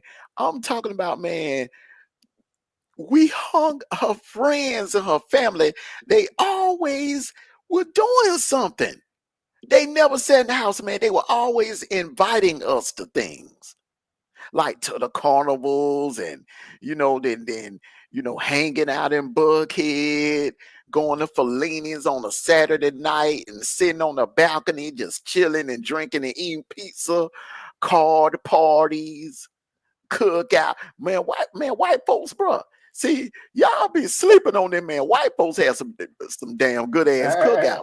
Look here. You better, the meat may not be seasoned that well, you know what I'm saying? But I'm telling you, bro, hey, look here. They set you up, but I'm going to say I just figured out something right here. She grew up in traditionalist opinion. She was raised in a much different household. Her parents were divorced when she was younger, so that explained what was going on. She had not been in a very public by her parents. I wonder why. Well, you know what? I can't even say that because I know some people that grew up in the household, had both of their parents. Parents had a real good marriage. And for some reason, that person, once they got older and left home or whatever, they can't keep a girlfriend to save their life, and they can't keep a boyfriend to save their life. You know what I'm saying? But the mom and dad stayed married for years. Yeah. And she got 3 other brothers and sisters. Her paternal grandfather is Robert Owens, a Black American who was born in North Carolina. She is also Caribbean American heritage through her grandmother, who is originally from St. Thomas, U.S. Virgin Islands. And guess what? I know more about her husband than her, because he, I think his father is Lord Farmer, so money. You feel what I'm saying? She went where the money at. I don't blame her. You know what I'm saying? And another reason is when she was young, she wasn't developed yet. She was skinny. I mean, she had a pretty face, but she was skinny and didn't really have the body that most brothers like. You understand what I'm saying? You know, brothers they like booty, they like legs, you know what I'm saying? They like boobs, you know. She wasn't curvy like your average sister would be. so And see her, you know, the white dudes, they like their women petite. They like their women petite, kind of small, skinny, petite. You ain't got to have no butt. You know, as long as you got some okay looking legs and some nice looking boobs, you know, you in with the white dude. White dude don't really care about their curvy. As a matter of fact, if you are too curvy, to them you may be fat. That's why most white men, when they get polled or when they get surveyed or whatever, and they ask them like all the demographic of women that they're attracted to, the black women usually come in last with the white men, because the white men don't really like curvy women. Yeah, but the average. I ain't saying all. I'm saying the average. They don't like curvy women. But you know the funny part about this right here. You know the funny part about that. Yeah, he's white, but he ain't American white. UK white. Yeah, that's even worse. There you go. They more racist over there in the UK, bro. There you go. Yeah, you know that. You know that, bro. You done been through there. You know that. Look. They on their fourth child. 2019, they got married. They met somewhere over there, some kind of convention, whatever they were over there in UK. You know what I'm saying? So I'm like, I look at this right here. There's women, there's men that do that because people in their community, they look at them like they want them to look at them. So they go. How old is she? How old is 30, she? I think she's 35. 35 years old. Yeah. And she pregnant? Fourth kid. God. Had one at 22. Had one at 23. I'll see. Hold on. I think she had. I'm gonna tell you in a minute. Hold on. She's 35 and still having kids. Yeah. Damn. Yep. Damn. Hold on. Okay. I wouldn't recommend. I would not recommend women to be trying to have kids that late. I mean, you want to get there. You have your kids. I say the deadline. I say the deadline is somewhere around 31, 32. 35 is pushing it, man. Come on, you pushing it. Put it away. Pushing it. She had one in 2021. Came back and had another one.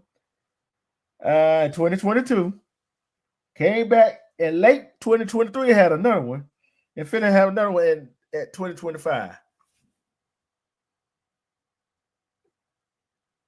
Women in their 40s having kids. That's too damn old. That's too damn old. You are putting your life at risk. You are putting your life at risk having kids.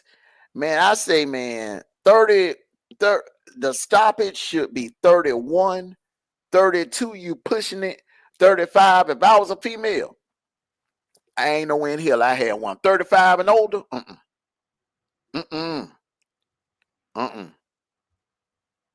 I don't understand that. My thing is, I mean, damn, what you doing in your 20s?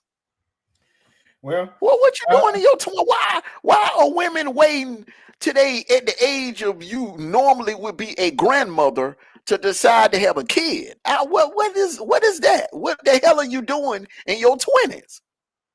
Come on. Do that in your prime. Do that in your prime. Why are you waiting till you get to the age where most women start having grandkids at 35 and 40 or whatever? Man, come on. Together, come on. You ain't who too busy to screw? Come on now. Who too busy for that? Especially in your 20s. Oh, when your hormones rage in your 20s, you at your sexual peak in your 20s. Come on, you gonna make time. You gonna make time now. Look here. She should know. She should. This is 2007, right? While she was a 17-year-old senior at Stanford High School, which is Connecticut, she received 3 racial death threat voicemail messages totaling 2 minutes from a group of white male classmates, which included the son of Dan Mayer and future Democratic Governor Daniel Mullen. So now we know why she like she is on the conservative side. Well, like I said, I ain't knocking nobody for what party they decide to vote for. Mm-hmm. I ain't knocking nobody for that. My thing is, the comment she made about Ahmaud Arbery and talking about more black people should be exterminated. I don't know if she was having a bad day that day or what, but it's that was an egregious comment, and I lost all respect when she made that comment. All respect for her. Yeah, and but I hope she's okay, because 35 is I'm telling you. Look. She better be 36 this month. Yeah, a lot of people don't. Yeah, a lot of people don't understand when a woman lay down, when a woman go in that delivery room to push out a baby. It ain't no routine thing. It ain't no guarantees that woman gonna walk out of there alive. There are a lot, especially black women. There are a lot of women that went in the delivery room and never made it out of there. The baby made it, but the mother didn't. You know what I'm saying? I just don't agree with women, trying to have kids in their late 30s and in their 40s, man. That's a high risk. When you lay down and give birth to a child, you got 1 foot on earth and 1 foot in the grave.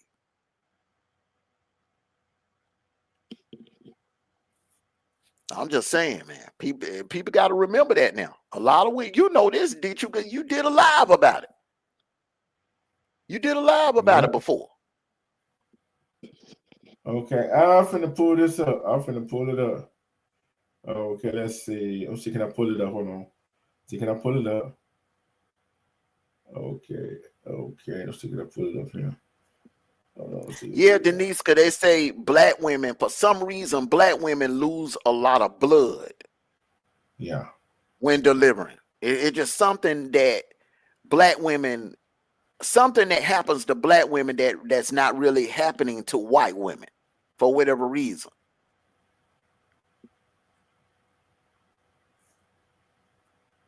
Let's see. Just like white women are more prone to have breast cancer, well, black women are more prone to come down with heart disease.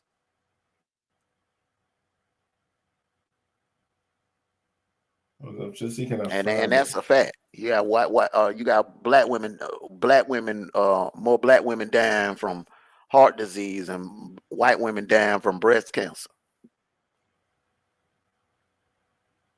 Let's see. Okay. Let's see this one.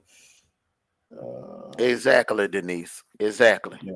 Yeah. And that postpartum, I mean, think about it. Age 35 and in your 40s, and that postpartum is not a good idea. But I wish her well, though.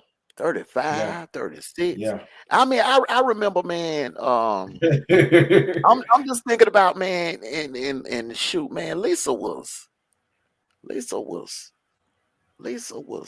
30, 31 when she had Nina, man. She had a rough pregnancy, man. Rough, bro. Couldn't hold no food down.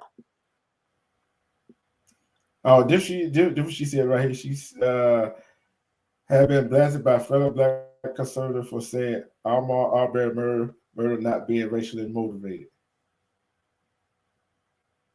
Yeah, that was the next day. She came back and tried to clean it up and say it wasn't racially motivated, and then she really looked stupid 3 nights later when that third guy, the one that gave up the dumb footage, the one that filmed it. Oh, the stupid idiot.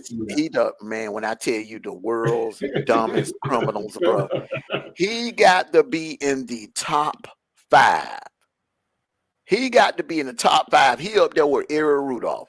The reason why I put Eric Rudolph up there, Eric Rudolph was one of the smartest. He went from one of the smartest to one of the dumbest, because he could have went the rest of his life underground and never got caught. He just, what he did, how he got caught, man, I don't know if he got tired of running or he just got tired of living, but he just, it's like he might as well have walked inside of a police station and just threw his hands up and said, hey, arrest me. Them DC snipers too, I put them up there too. That was dumb as hell how they got caught. Falling asleep at a rest stop. Yep. And then the thing about she talking about LeBron, she talking about every black man. She cut down nothing but black people, bro. You never hear her mention, and it have been, she, even when Dylan Roof did what he did, she didn't have nothing to say about it. I have no comment. We'll just let the authorities handle. She ain't have. If that would have been a black dude walking in a white church, oh boy, you was sure she said, and chopping up 8, 9 white people, she would have been, man. She would have been all on the news, talking crap. But like I said, she ain't the only one. That Tatum dude. He said he the male version of Candace Owens. I know you're talking about too. I know you're talking about too. A lot of coons sell like Jason Whitlock too. Jason Whitlock. I think Jason Whitlock might have her beat. Yeah, may have a beat. But see, tomorrow I might do one. You know what? Together, I'm gonna do about that Bank of America, Chase, and all of them. What going down with them tomorrow?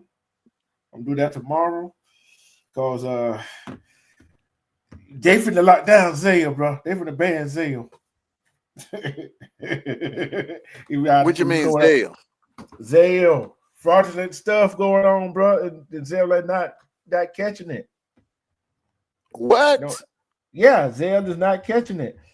Okay, I'm going ahead and let's see, can I find it? They don't value me. Chicago man fears after theft. See, he gave up all his baloney phones, wallet without a card now, and they Zale money out of his account, and Bank of America would not get his money back because they said, "Oh, you gave it to us," so they had access, they had permission to use it. And Zale, that's a fraudulent account, and he got police report. He got police reporting on that stuff. And Zale, they are not doing nothing, and Bank of America not doing nothing. Yeah. Yeah, you gotta be careful. The only pay app that I really feel secure with is PayPal. If I'm saying, if anything come through my Cash App, I go ahead and do what I got to do with it. Mm-hmm. You know what I'm saying? Because if you sitting there letting hundreds and thousands of dollars sit in your Cash App or sit in your Zelle or Google Pay, or it's another one I forgot. But anyway, you don't want them. You want to go and do what you gotta do with it. Yeah. And whatever you ain't gonna use, just take it, withdraw it out, and put it in your bank account where it could be secure. Because banks are secured by the FDIC. Yeah. Them Cash Apps are not. But they are not. But the thing is, right here, he made a police report, and they ran off with his nightmare. He thought the nightmare was over. But Winston, he filed a police report, but then he got home. He found much more that had been taken from him. Several Zelle transactions had been conducted, transferring more than $4,000 from his Wilson account to others.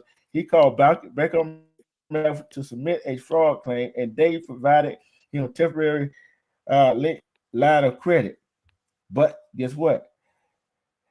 A week later, he received a letter from BOA with shocking news. His claim was denied because bank official wrote, "The charge was authorized by you or made by someone who has permission to use the card or account." Guess what? And he had police report said he got robbed. That's not only just Bank of America, Chase, Wells Fargo. They all do that. But they all, but it's the app. It's the app, man. It's the app. When you use those apps and you link your bank account to that app, like with Cash App, you know a lot of people, they link their Chase Bank account or link your Chase Bank account or your Bank of America account or your Wells Fargo account or your Truist account. Man, that's on you. That's on you, because you're giving that app access to your banking information. The bank ain't liable. The bank is not liable. No, it is not. It's not liable, bro. I'll tell you why. I'm tell you why they liable. Tell you why they liable. Yeah, you get that Zelle, all these other PayPal, all that access to your bank account, right? But you're not getting the people that transfer the money out of your account to their Zelle account. That bank fraud. Well, yes, it is. So what you have to do, hold up, slow down, bro. What you'll have to do is, if you know the name of the person, or so the app, you got to get with the app. The app will track that person down. Okay, so when their loss prevention tracks down the transaction and gives you a name, you have to go to your local police department and press charges on that person. And this is why I say they finna. So you can lock them up. You can lock them up, but as far as your money, when you track that person down, you're gonna get your money back from them. Yeah, but that's the risk you run when you deal with these apps. That's the risk. They tell you that, bro, off the top. But yeah, they tell you that. But that's a risk. Remember that. But bank FDIC is secure. My money should be secured in your bank. Yeah, with the bank. But look here. All the way, you're not hearing what I'm saying. You ain't hearing what I'm saying. Go ahead, finish. Yeah. He had to authorize that. He didn't authorize that. That's fraud. And he got a police report reported that fraud, which he reported to the bank. Okay. Like I said. Okay, let me break it down like this. Okay, say like if your money is sitting in Chase, okay, and somebody hacks your account, then the bank is liable. Somebody hacks your account and withdraws money out of there. The bank is liable. The bank will go after that person, and the bank will reimburse your money. Okay, no, they won't. No, they won't. If it's, tell you why. I know somebody. I got another story. You let me finish, man. Damn, bro, you've been up here longer than I have, man. Let me talk some. If your money is sitting in the bank and something happens to it under their watch, okay, I know somebody that happened to, and their money got reimbursed. So I don't know, your experience might be different. All Okay, right. hold on. But what the minute, hold up now, the minute you create a Zelle or a Cash App account, okay, and then in there where they tell you where you have to when you link your banking information to that app, you willingly link your banking information to that app. It's just like giving somebody your bank account number and information. That is on you. That ain't on the damn bank. That's on you, bruh. No, it's not. I got you. Oh, I okay, got you. man. Okay, what? Okay, okay. Listen. You gotta listen Okay. first. Go You ahead. ain't never get to that part yet. Go ahead. A complaint Yeah, from you got to tell the whole story so everybody can understand. Tell the whole story. Tell the whole story. Quit leaving stuff out, man, so people can do a reaction, bro. I don't understand why you do that. Tell the whole story, bro. Because you see, you kept saying, "Oh, the bank did it." No, you wouldn't let me finish. Okay, here you go. I thought you was. A complaint from the Consumer Financial Protection Bureau accused the banks, along with Zelle, or allowing fraud to fester. See, it's not just only Zelle, it ain't only the card apps. It's the bank called, guess what? People call it scams, and the banks allowing it too, still allowing it. So guess what? JP Morgan Chase, Bank of America, and Wells Fargo were sued for failing to prevent scammer operating on Zelle. See what I'm saying? And other things, and their own bank. So these three major banks right here are on the limb. You see what I'm saying? So that's why they cut that off. You know the safest way to do it. This is the safest way to do it. That's why you have like Kmart, Dollar General. I think the other one is Family Dollar. Depends on if you have a personal Cash App account. Okay, and CVS used to do it, but I don't think they do it no more. It's best to just take the cash and go to a Kmart or go to a Dollar General and load the cash onto your Cash App. It's best to do it that way, because when you and it's you don't and another thing too. Okay, so if you're gonna have Cash App or Zelle, have you a Zelle debit card or Cash App debit card. Okay, that way you ain't got to take no money from your Cash App and drop it on to your bank. You know what I'm saying? You don't want to like be linking any of your banking information to your. I've never done that. I always, if I need to put money on my Cash App, I will go to Dollar General, you know what I'm saying, and or the Family Dollar, and just load the money on there. Yeah. Do not link your bank account to the these apps, these Cash apps. I'm like this right here. Money apps. I mean, and listen, see, mine linked to it, but all the problem with it is, I go take mine on that out, because guess what? You ain't gonna get nothing. You feel what I'm saying? So I gotta pay bills. You see, and the thing is, these people, right? These people that doing these scams with Zelle and all these other people, and even the bank, when they have told some people, they try to go cash a check from that bank. Oh, this is a fraud check and holding the money and all that BS. And that's another thing these banks get in trouble for too now. You see what I'm saying? So that's why I said banks are just like these so-called preachers. You see what I'm saying? Scammers. Scammers. Would I be lying if I said that? Come on, man.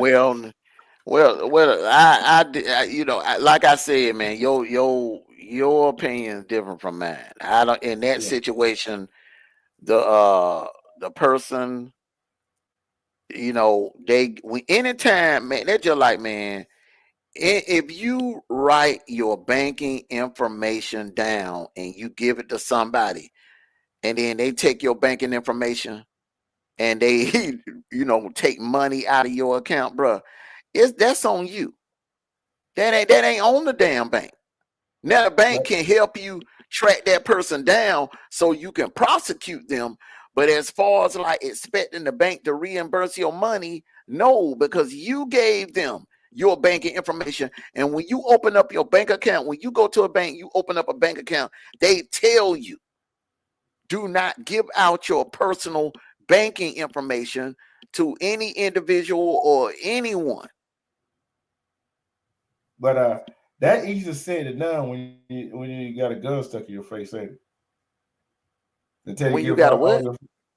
Got a gun stuck to your face. He got robbed of all his valuables.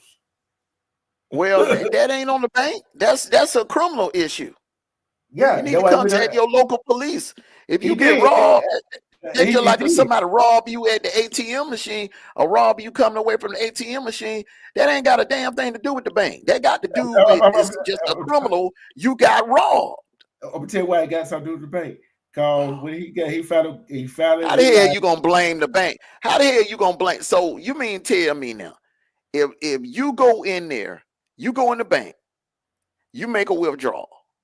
You walk out the bank, get in your car, you on your way home, you get followed, and somebody catch you at your front door and put a gun in your head and take your money. That's the bank fault. That is not the bank fault. That's your fault. That's your fault. You got robbed. Look, you missing apples and oranges. I just said money, his bank card, his phone, everything available that he had, and his card and his phone. And guess what? He kind of found out they drew $5,000, $4,000 out of his account without his permission. You don't have permission, and he went to file a police report. And guess what? He took it down to the bank, and the bank wasn't trying to help him find out whoever did it. So now he going. I just told you why, bro. I just told you why. But that's a criminal issue. The truth. That's a criminal issue. In that situation, the only thing that brother can do is press charges against that person and have that person locked up.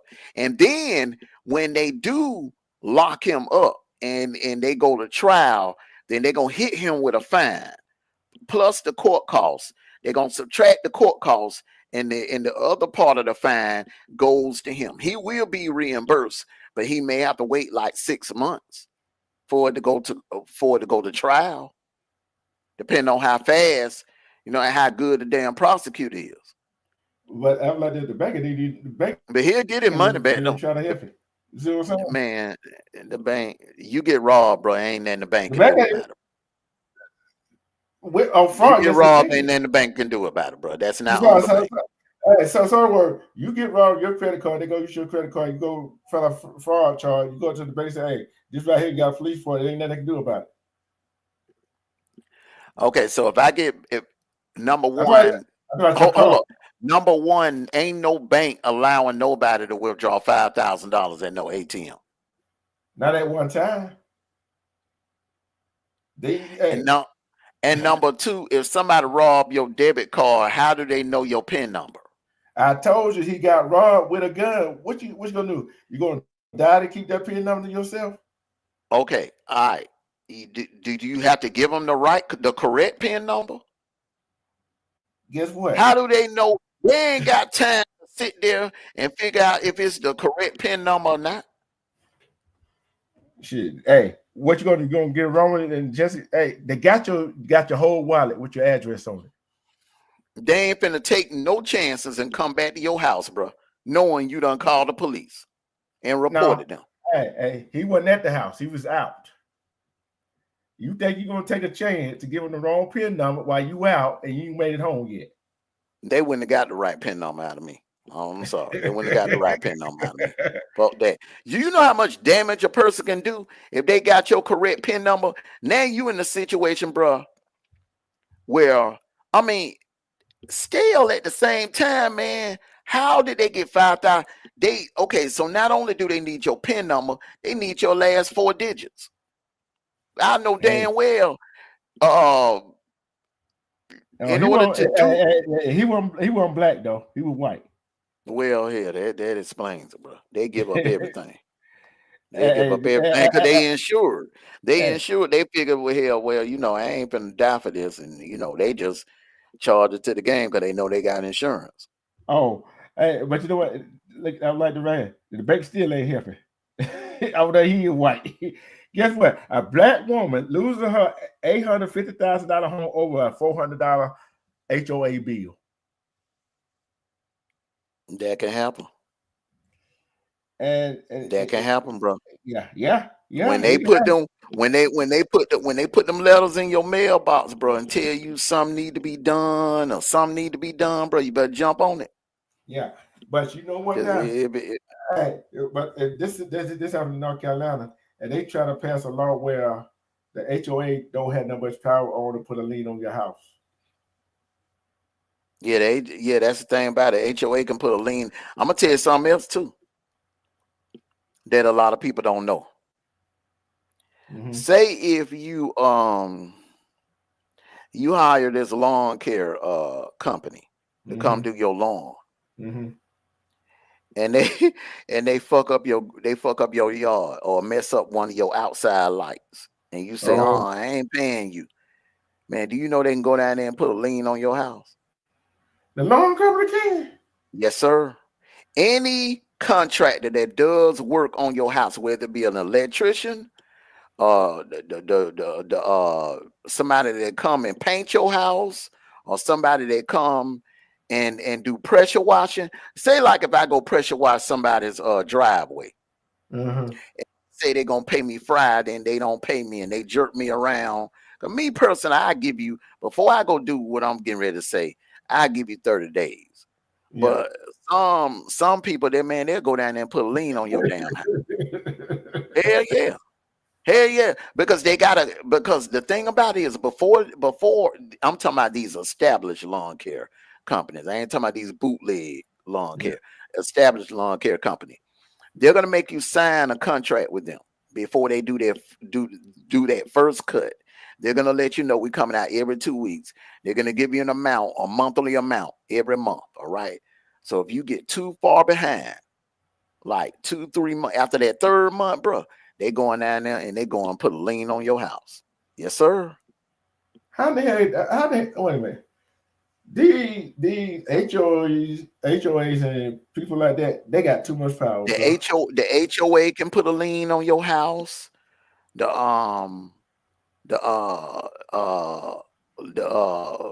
people that lawn care, lawn care people, somebody paint your house, and that's why how the hell they put lien on your house? Man, like I said, bro, look, nowadays, man, it ain't like it was back when we were kids, bro.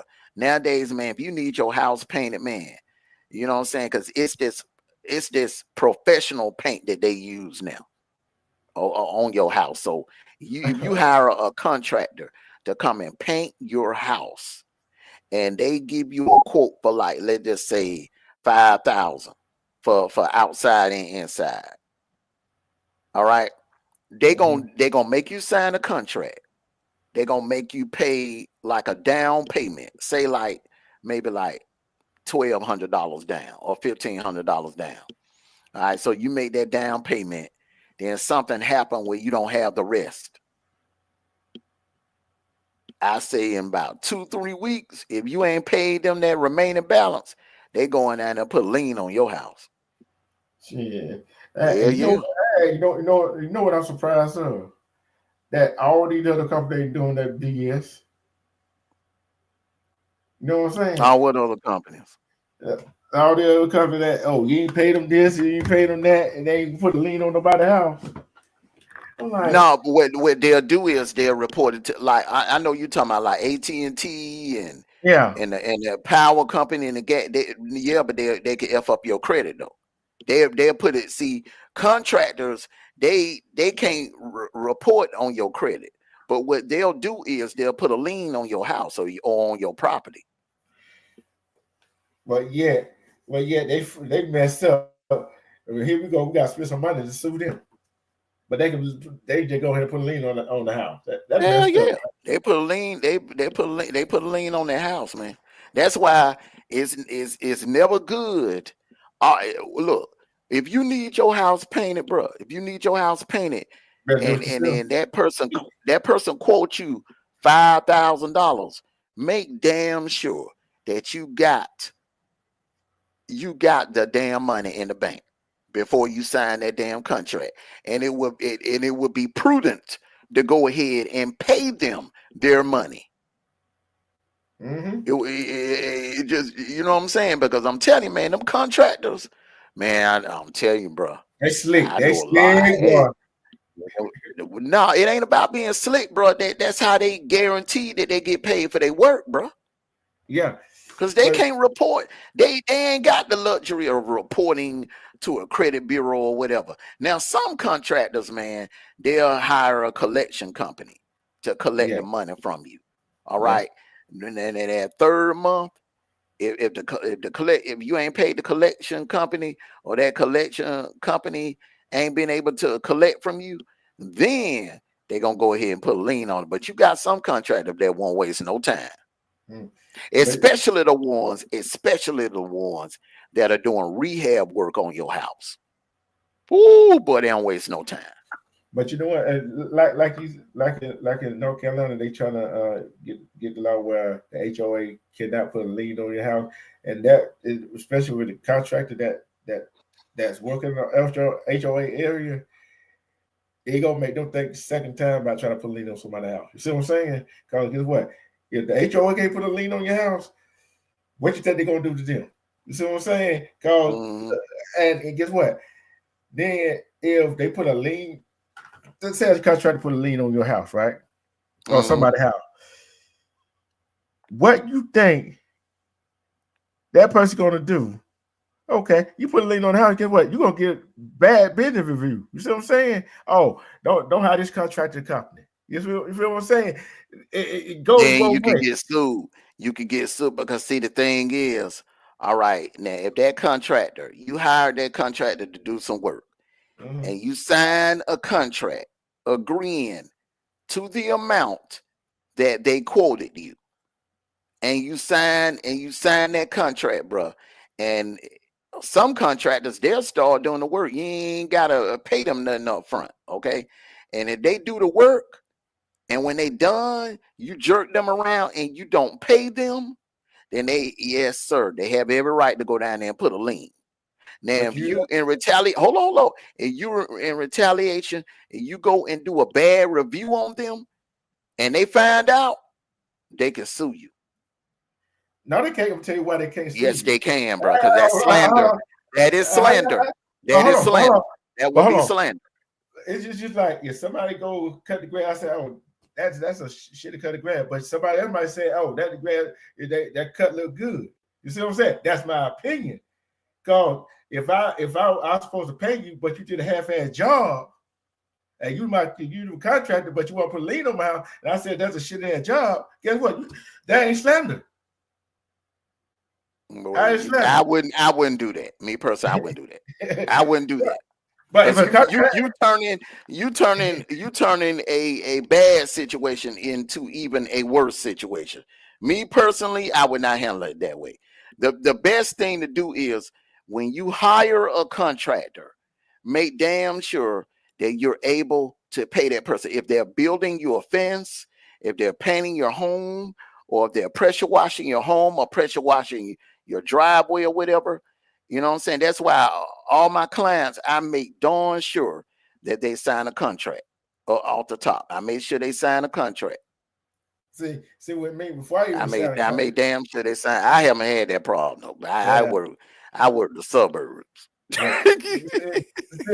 with me. You know how I am. I pay attention to details, right? But at the same time, I want to see your work before I even sign that contract. How good a job you do. I don't care what kind of contract it is. I want to see how good you are. You see what I'm saying? Because, you might be a contract. I'm doing this. Oh, anybody can alter pictures these days, right? No, I want to know where you did some work at. That's me.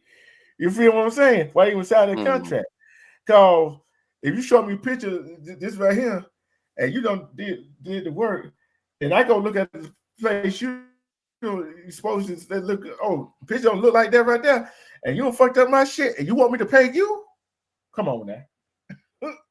You see what I'm saying? It ain't no tit for tat. It ain't retaliation. But me, I want to see what you're working with. Well, usually, like me, I would use contractors that I know my neighbors already done use. So I would see they work. Like the lawn care company that we use, I would see their work before I would hire them. Painters, the guy that painted the house when we did our little rehab thing, I knew, and a lot of times a subdivision would recommend they will recommend those contractors on the website. Yeah, they were like the guy that painted our house. He was recommended through the HOA, the HOA website. So that's I wonder how much cut they got out of that. Well, they don't get no cut. They just if that contractor has done good work for a number of residents out there, then they would be like, okay, well, this guy does good work. Hey, put their information on the website. Yeah. And next thing you know, boom, boom, boom, boom, boom, boom, business. See, that's my goal. By later on this summer to where where I get put on that damn website. You get put on that website, bro. You always getting business. See, constantly. Yeah, but don't be surprised. It ain't gonna come. It probably come around for a while that these liens, these HOAs. See, you know how I feel about HOAs. They ain't no criminals anyway. You know what I'm saying? And with that being said, is that it's your house, but not your land. Bad my life. You can't do nothing to your house unless they have food. You know what I'm saying? I don't understand it. I like back in the day where we came from. You know what I'm saying? Where our hometown. Well, hey, you want to go put a fence up? You want to do this? You want to renovate? You ain't got to go through nobody to do it. And that's why it's a whole lot of people is not. I put it away. There's a lot of people buying a house, but they not moving into no HOAs. Yeah, I agree. I would buy my land and build a house on top of it. See, like the home house where we from, the home house right there. I can go down there and remodel that house without nobody saying nothing. Just take that house in the HOA. Mm-hmm. Big different, totally different, ain't it? Mm-hmm. So, like I said, but this a PSA for everybody. Pay attention to your banking account because there are scammers that can hack the bank. We don't see that. And this is another PSA. I don't care what you sign. Make sure you read the whole contract. Yep. Because there's always a fine print down there. There's always a fine print, and that's what people got to realize. There's a read the fine print. Get your magnifying glass or whatever reading glass, or read the damn fine print. See, that's where a lot of people mess up at. They don't read the fine print. You got to read the fine print. Because I know Armando know me. I know him. Look here. I'm not gonna hire you unless I got the money already. Mm-hmm. And guess what? I'll go ahead and pay you. You know what? I want my receipt. Exactly. You can't deal. See, put it like this: you can't deal with these contractors like you deal with a car dealership. You know what I'm saying? Negotiating. Okay, so I pay you this much down payment. Let me drive off, and then in 2 weeks I'll pay the difference. You know what I'm saying? When it comes to these contractors, man, it's best to just go ahead and pay them. I mean, you can make sure you have the money.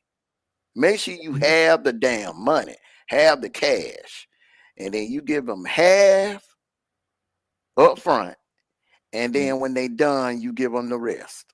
Go ahead and get that on out the way. Don't be in no situation where like they do the work and then you telling them you're gonna pay them on Friday. They do the work on Monday. You tell them you're gonna do the work on Friday.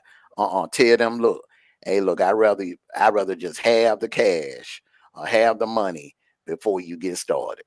Yeah. See, that's how I handle the contractors when they do work. Have now, and guess what? When the other half, when you finish, because guess what? The other half gonna be put up because that's the way I ain't gonna touch it. Because when you finish, because when you finish, you gonna pay your other half. But guess what? I'm gonna respect your work after you get finished. You feel what I'm saying? Oh yeah, that's any contract. The plumbers, heating and air, electricians, they can put liens on you. They can put liens on your house and your property. If you in the house where you own the property, you ain't in the HOA, they can put a lien on the house and the damn property. Yeah, sure can. Yeah, but I gotta find a situation where that had happened with them. But I'm like this right here. Look into that. And Georgia is, boy, you know what I'm saying? Yeah, contractors, man, yeah. I like if somebody jerk me around, don't pay me for pressure washing, they walkway or their driveway. Shoot, man, after 90 days, I can go right down there and put a lien on that shit. See, don't mean I said get a receipt and get the date of the receipt, because you might have something no good contractors. You know what I'm saying? That might just say, "Oh, this is a good looking house. I want this motherfucker." Where they teach you that in damn economics back in high school, to always get receipts. Always get receipts and always keep your receipts. Even if you don't own your own business and you work a 9 to 5, you hit the clock, you work a 9 to 5 or whatever, you always keep your receipts. Especially if you haven't work done around the house, you keep your receipts. But I'm like this right here. This been a whole lot of. I told you what the title said. Over Mike Night. Let's have a serious conversation. There's been some serious conversation. Pastor going wild, telling them to close the doors on the church to get $40,000. Kanye running around here in a black Ku Klux Klan costume. Lean on houses. What else was it? One more thing, man. One more thing before you close it out. What do you think about Kim Mulkey and how she handled that reporter? Well, do you think he was being petty, or do you think she was in the wrong for how she handled it?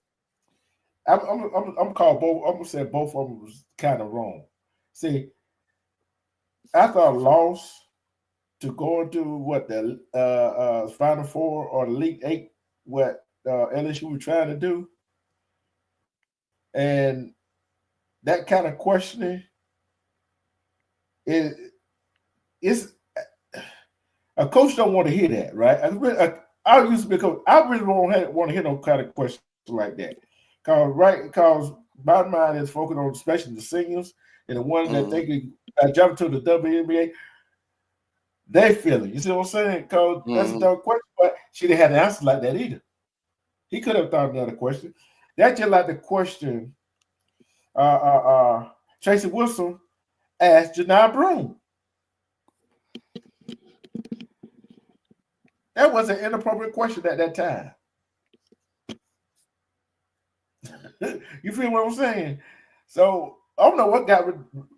I do not know what don't got into the reporter. You heard what Hyla Rose said about Juju, don't you? I'm getting on all of tonight, and she married to a black man. Who?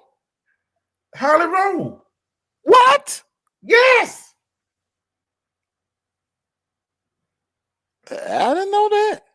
I did not know. I did not know Old Holler was married to Old Holler. Old Holler got her little jungle fever. I did not know that, bro. It's rare that you find a white woman from Utah that would be into black men. Yeah, it said that all the stuff that came out to the USC game, it was like a rap concert or something like that. But I ain't gonna miss a quarter. But she said something that is it. But I take that as a great. Let me play devil's advocate. Now, I kind of wish. I'm gonna put it like this. She's saying what a lot of black reporters are thinking, but she just said it out loud. But I wish she would have let Stephen A. Smith or Shannon, Shay, one of them say it. She's saying out loud what I've been thinking. Look, let's go back to the basics. Okay, all of this goddamn Sexy Red and Megan Thee Stallion, them being on the sidelines and all of that crap, man. She said a BET Award. That's what she said. BET Awards. Who? BET Awards. That's what she said. BET But she's saying there was a whole lot of hip hop stars coming to USC games. Yeah. I don't, look, let them sit in the damn stands with everybody else. They ain't got no business being courtside. That's a distraction.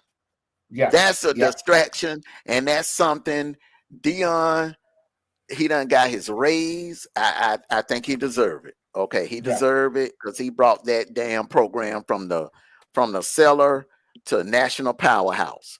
But if Deion want to go to the next level, win a Big 12, because see that dude out there, Arizona State, he ain't playing. Ooh, no, he here to stay. That dude, man, I'm telling you, bro, that dude, for him to do what he did at Arizona State in 1 year, he's going to. That wasn't no 1 year one hit wonder. That Arizona State they gonna compete every year. And that dude out there, BYU, for Deion to get over that hump of Arizona State and BYU and win the Big 12, man, he got to cut all that damn flashiness out. Superstars and rappers and all of them being on the sidelines or whatever, because now what we finna find out, what everybody finna find out right now, there's no Shadur, no Travis, no Shiloh. We finna find out what Coach Prime is really all about. Okay. We're finna find out what he's really all about. And that was gonna be my next discussion too. The money that he got, the $58 million, 5 years, $58 million, man. Do you think it's well deserved? It well deserved. Mm-hmm. Just think if he wasn't there, would it be still? They would be 2-10. Yeah. 1-11. They wouldn't be, man. That was a great coaching job he did last year. Yeah. Okay. And he lost a lot of players in the portal. For him to lose them many players in the portal during the summer and still come back and win 9 games, that was a hell of a damn coaching job, bro. Yeah. Shout out to him and the coaching staff.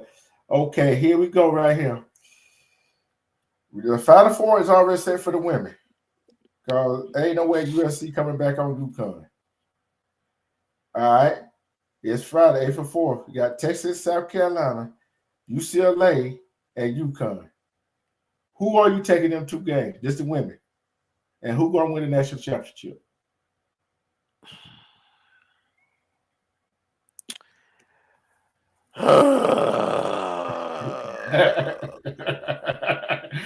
Ooh, I know that first was tough. I think for the women, I'm going to roll with Dawn Staley. Experience. She's been there before. She got a squad. They've been consistent this year. I'm rolling with South Carolina for the women. Take it on who in the championship in the men. That's right. In the championship game, you got South Carolina. You got them winning now. Who are they going to beat? UCLA or UConn? UConn. Okay. It'll be South Carolina, UConn. Yeah. That girl up there at UConn, man. That girl, that girl ball. They got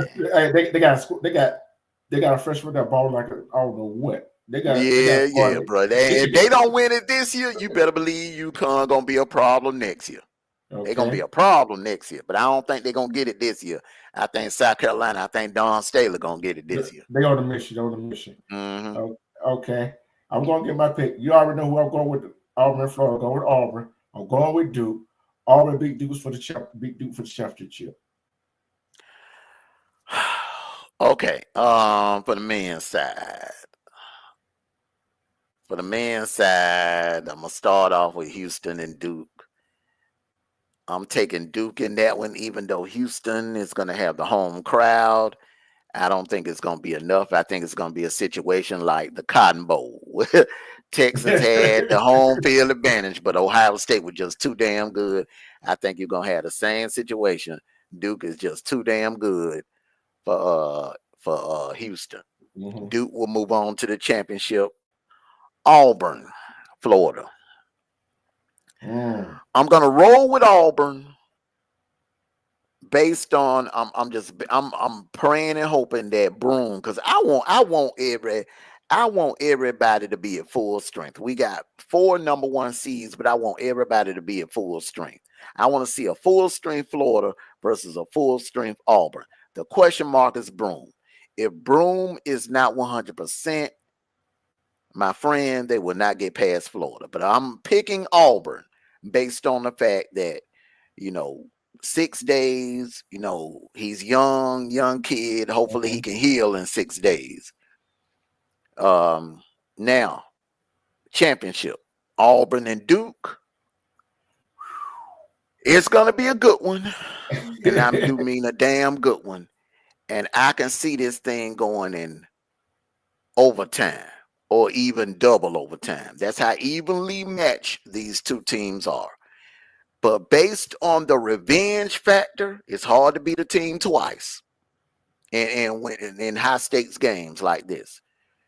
Based on the fact that Auburn will be out for revenge, and this is why I'm picking Auburn to win the whole thing. You got payback. Florida's going to be a payback game, and Duke is definitely going to be a payback game. Bruce Pearl get his first national title. And I know. But however, watch out for the NBA. Watch out for one of the damn blue bloods of the NBA, one of the blue blood franchises of the NBA, snagging Bruce Pearl away.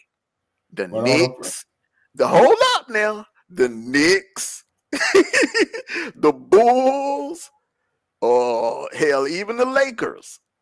If the Lakers, I'm just telling you, man, watch out. But hold on. But guess who we're coaching waiting behind him? His son, Stephen Pearl.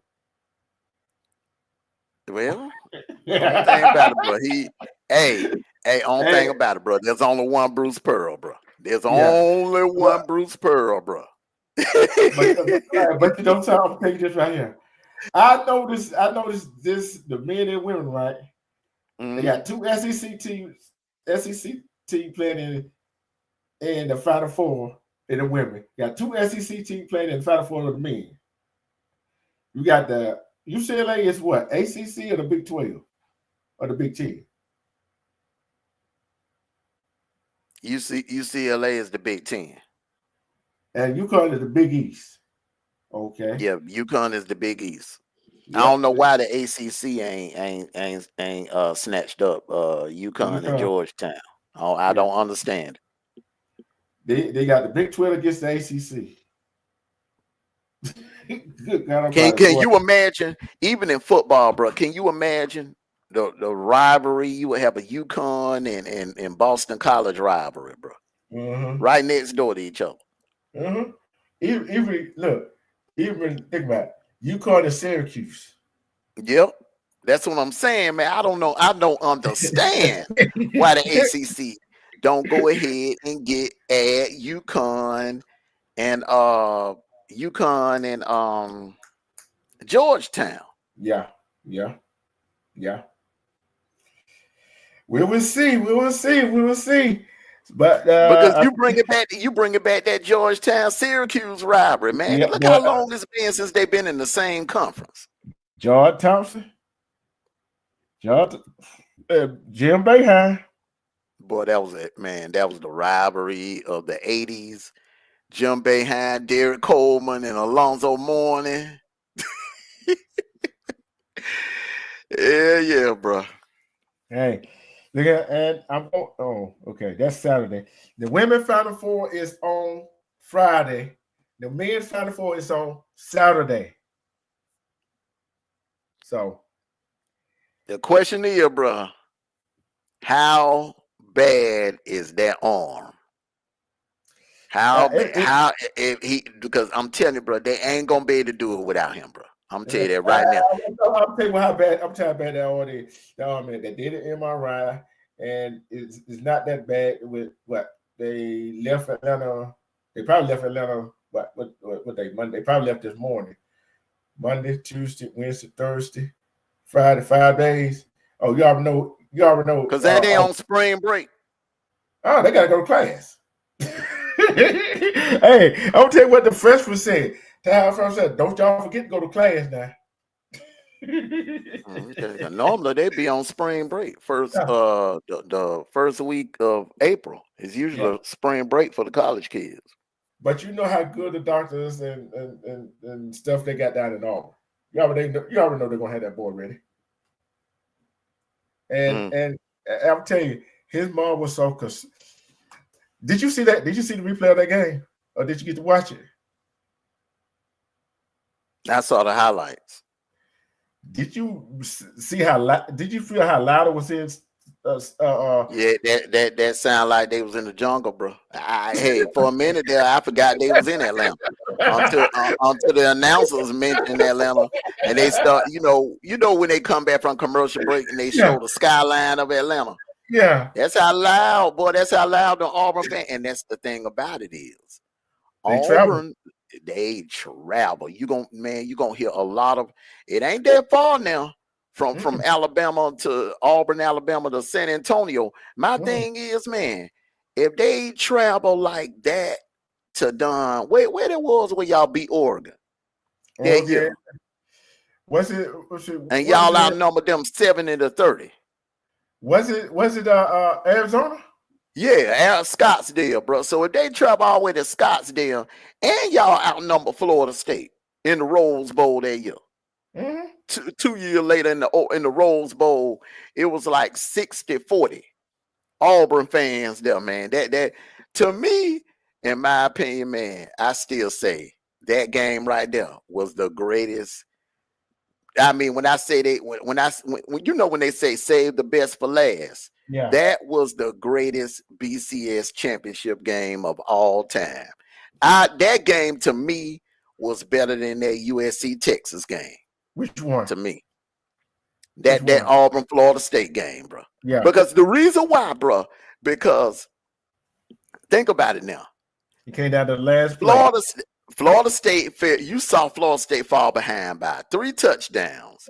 You had a fake punt in that game, and you had a damn kickoff. You had a kickoff return.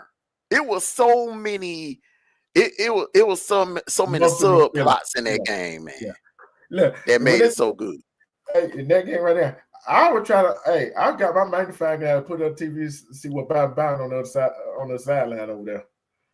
Man, Jimbo Fisher. That's one night. He coached his A off. That right there was his best coaching job. His second best coaching job was 2021 when they upset Nick Saban now when they beat Bama. Texas A&M beat Bama. But I'll tell you this right here. Still, the question is, could he did that without Jameis Winston on the field? Hell no, couldn't have done that without Jameis. Man, I tell people, we already know why he was still on that field. and in the ball game. We already know why that is. Man, I tell people like this, bro. There are players in college football. There were once in a lifetime generational type players. You will never see what they did. You will never see it again. You will never see another Herschel Walker. You will never see another Bo Jackson. Marcus Allen. You will never see another Charlie Ward. You will never see another Cam Newton. You will never see another Jameis Winston. These dudes are once in a generational type talent, man. Mm-hmm. And Dominic Suh, what he did for Nebraska that year when he was the runner-up for the Heisman, he damn near won it. Damn near almost won it. You will never see that again. What Derrick Henry did for Bama, man. Players like that, man, once in generational type talent, man. Mm-hmm. Yeah. Florida State, bro, man, I'm telling you, man, them fans will never see another player like Jameis Winston. Never. Hey, hold on. I'm gonna tell you the ACC fan this right here. I'm gonna tell y'all a big secret. All the good players, they come to the SEC. Mm-hmm. Hey, even the quarterbacks that we like, Joe Burrow's another one. You will not see what he did. You will not see that maybe for another 20 or 30 years. Same thing with Johnny Manziel. What Johnny Manziel did, bro, you will not see anything, nobody anywhere near close to what Johnny Manziel was. You won't see that for a while, bro. I'll tell you like this right here. Jaden Daniels, that's up there in Washington, right? What he doing out in Washington? Who actually saw him develop like that from what he was doing? You see all they need is a good, legit, elite running back. Mm-hmm. Because the thing about the NFL, the running game is coming back. Yeah. All the teams that have won the last couple of Super Bowls have had like good running games. You need a good running game to win a Super Bowl, all right? Because it's attrition, and you need a closer. If you get a lead in a Super Bowl, you need a closer. Your running back is your closer that can get those extra yards for you and close the game out. Yeah, and you know what? But I can see him bringing a Super Bowl to Washington. Yeah, I ain't saying multiple, but I think he'll get one. He'll get one. He gonna bring the Commanders, the city of Washington D.C. He gonna bring them one, at least one. Bring him another, the second one. Bring that second one, and guess what? It'll be just. And you know the funny thing about that, if he wound up doing that, he'd be the second black quarterback to bring a championship to Washington behind Doug Williams. Mm-hmm. Hey, let me ask you a question.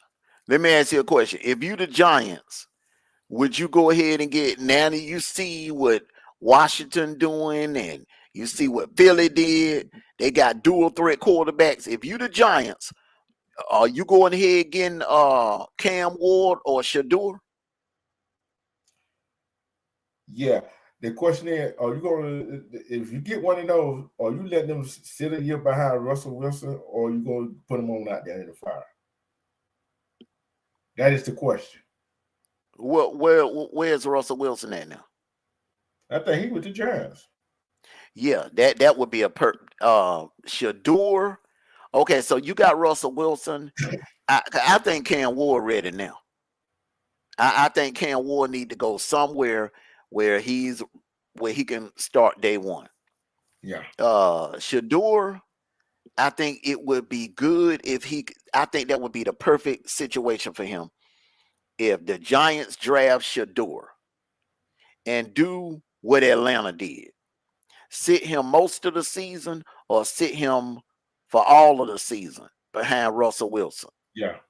And then bring him in. Look, kind of like what Kansas City did with Patrick Mahomes. Yeah. Patrick Mahomes played 1 year behind Alex Smith. A lot of people forget that. Yeah. And I'm going to say that I like what Atlanta did, Raheem Morris did. And but one thing I'm mad at him about, he didn't pull Kirk Cousins soon enough to put. Yeah.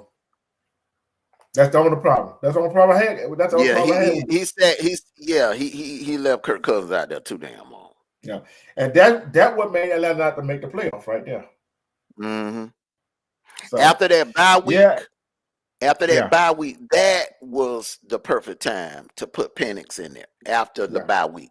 Don't wait till damn what it was, the last 5 weeks of the season.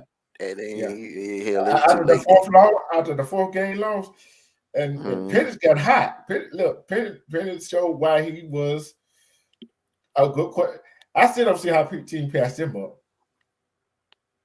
I still don't. He's accurate. He is accurate. He can get you extra yardage, but his accuracy, man, I watched him, and when he played with Washington, the one thing that impressed me about him, man, his accuracy.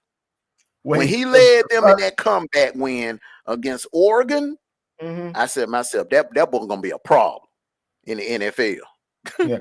And his accuracy and his placement, he can make just about any throw. Mm-hmm. That's all. Some quarterback can make intermediate throws and make out throws, but then you got those that can make them bomb passes in the middle. You know what I'm saying? But you hardly ever see them make them combination throws that they do. You know what I'm saying? I'm like, okay, but. Yeah, you see what we can do. We can go from talking about serious surgical to sport. We go all over the place. But all the Falcons need to do is build. I would build that O-line, the O-line and pass rusher, rusher O-line, because they set at skill set. They are loaded on offense. They skill set. They are loaded, bro. I would not touch the offense. And the only thing I would put a couple of guys on the O-line, but they definitely, they need some damn pass rushers, bro. They got to start getting teams off the field. Yeah. They need some 3 and outs on defense, bro. Yeah. And that's something they ain't been able to do. They can't get to the damn quarterback. Yeah. And because I like the receiver core and I like the running back duo that we got. Mm-hmm. Hey, I love it. Like you said, and I like them corners we got too now. I like them corners. Mm-hmm. Good God. And on safety, they need Jalen Walker. I would get Jalen Walker, or Mykal Williams, one of them two, and then I would try to get one of them dudes out of Texas. Mm-hmm. Or Ohio State. They need some damn pass rushers, bro. Yeah. They need. That's all they missing, man. They get some pass. They got a secondary. They straight at linebacker. They just need some damn pass rushers on the D line, bro. That's it. Oh, you learned something about sport together.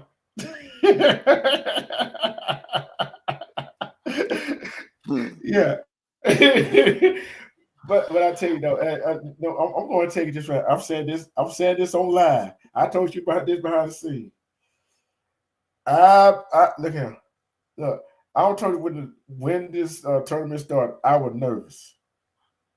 I've been nervous the whole damn tournament. Well, I'm gonna tell you like this: y'all in the best spot because the route, the path. The only team that I'm a little nervous about for Auburn is Houston, because there's no familiarity, and they do something that the times that Auburn have lost this year, Houston does. Houston, put it like this: Houston is a matchup problem for Auburn because Houston loves to run, and they have some snipers, 3-point snipers, and they could kill you on the inside. But the problem with that, they are a fast break team, bro. Now, Auburn ain't seen nothing like that. Yeah. They ain't seen nothing like that, bro. Hold on, let me see something. They have not seen no team that love to run like that, like Houston do. Hold on. Auburn beat them November the 9th by 5 points. Beat who? Houston. Man, you know back then, man, them teams when they ain't what they are today, bro. You know that, man. That's just like that's why I say Auburn will get Duke in a rematch because I mean Auburn Duke ain't put it like this. This Auburn team, this Auburn team, I don't think Duke could beat this Auburn team. This Auburn, y'all hadn't jailed yet back then. I'm telling you, Houston was ranked number 4 there, and Auburn ranked number 11. So we still they still that we don't go on that run, and I'm like the rank. That'd be a hell of a coaching matchup too. That'd be a hell of a coaching matchup. Yeah. Samson and Bruce Pearl. One of them gonna get they first. It's gonna be like that 03 national championship game with Roy Williams and Jimmy Boeheim. One of them had to win. or that got done that done 94 BCS game with Tom Osborne and Bobby Bowden. Both of them always came up short against Miami, and they finally faced off, and one of them had to win. I'll take this. The point spread in that Houston and Duke game is 5.5 favorite in Duke. Yeah, I just think Duke can run with Houston. Yeah, Duke can run with Houston. Auburn is more of a kind of remind me of how the Chicago Bulls were back in the days with Jordan them and everything, man. They you know what I'm saying? The ball placement, half court, you know what I'm saying? Yeah. They that type of team. They ain't that run and gun team. That Houston and Duke. Houston and Duke will run with you if they have to, but Houston, man, them damn joker remind me of the damn Showtime Lakers, bro. You know what? I'll tell you right here. That 2 games. Hold on, what's that?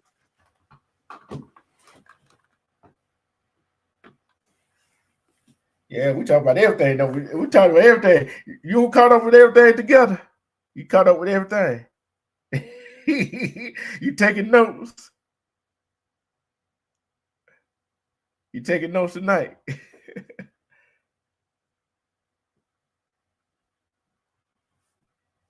You know how we get talking. Yeah, we serious subject. Now we on the sports. So we just have fun over here. And we don't have some crazy talk, but just listening. I know your folks still over there. Hey, you got your earbuds in too. I already know. I know you got one on me. I know you got one on me. But I told you we had some serious PSAs tonight. We didn't make you spit that out tonight, did we?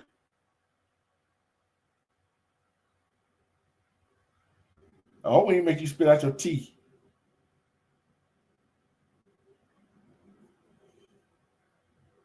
Because if we did, sorry.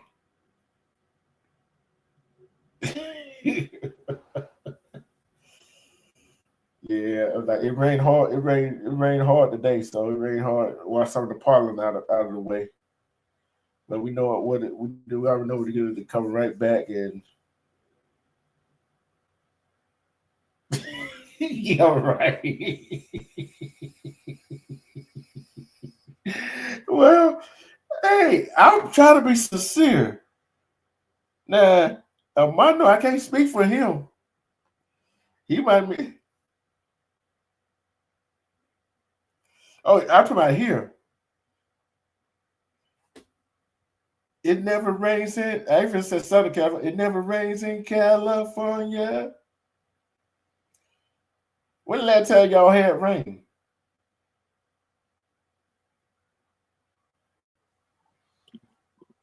Yo. Yeah, but like I said, I watched that Michigan game and that Michigan State game when Auburn decided to lock down on defense and go on a run.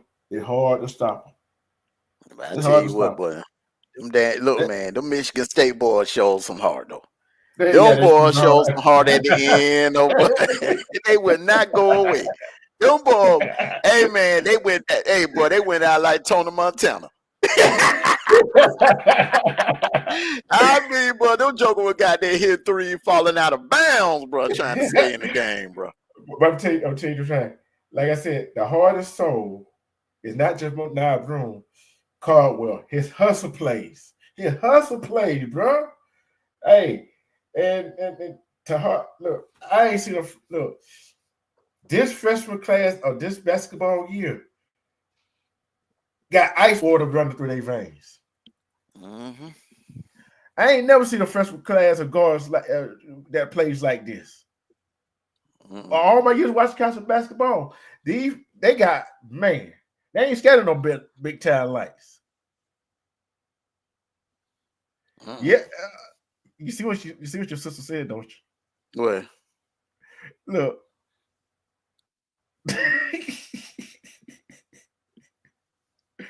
What'd you say? She Mondo's a whole creature of his own. Yep. Yeah, that's what they say. Yeah. Yeah, she said it's supposed to rain last week in California. She said she ain't seen no lick of rain. We got some rain today, huh? Sure did. Tornadoes and everything.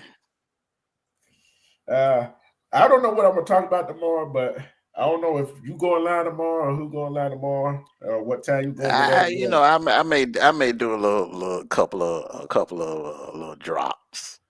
You know what I'm saying? A couple of little drops. Yeah. Oh, y'all been having earthquakes. Okay. Yeah, they've been having earthquakes. So y'all be safe out there. You'll be safe out there, okay? But yeah. Make sure y'all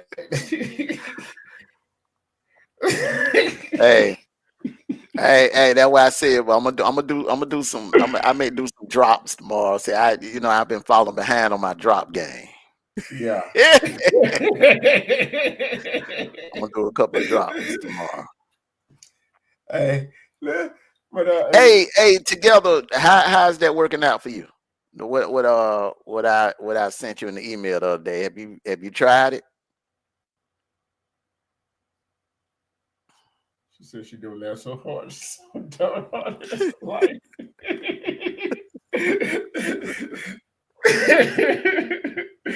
Oh.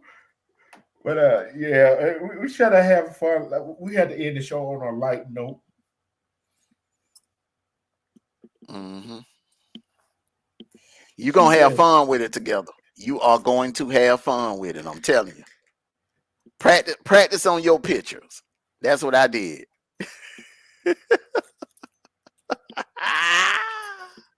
She said she laughed so hard she scared a white woman.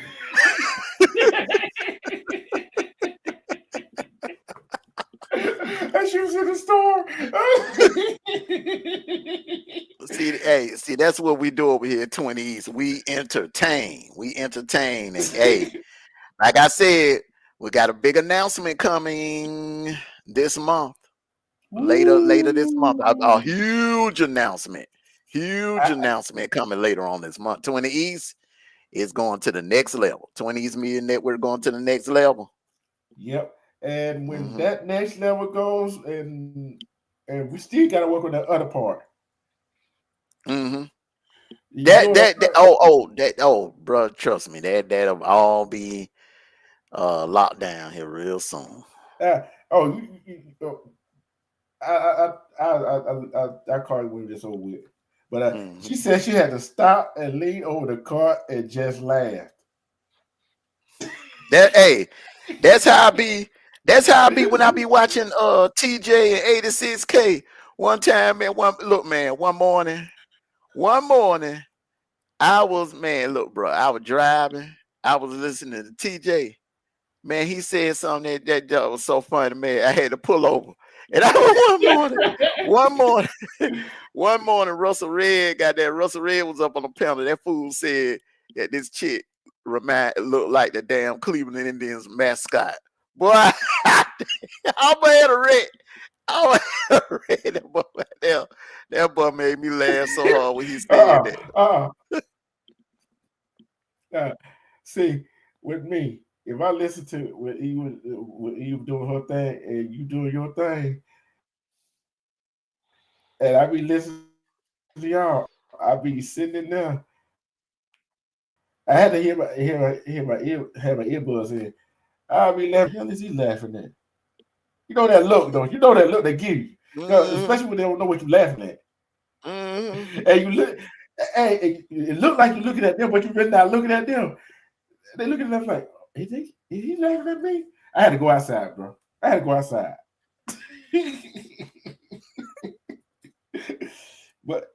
But it's like this. Don't tell her who watch our live. No matter what.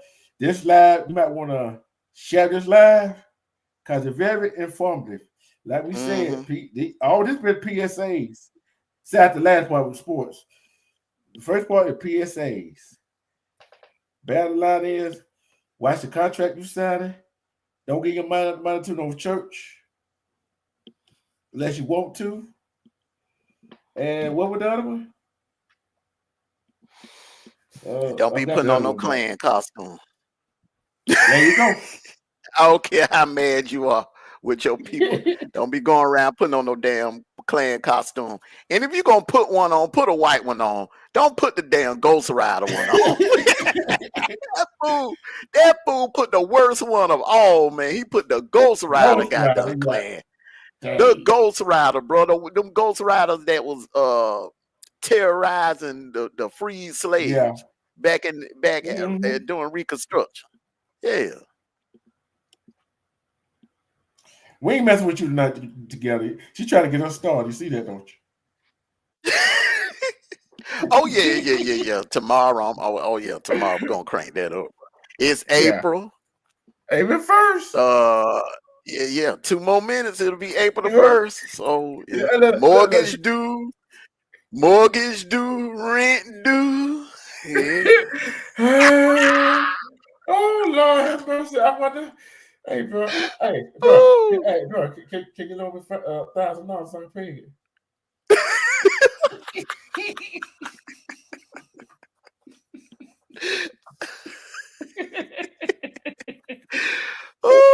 Oh yes, bro. I'm gonna have some fun with these drops this week, bro.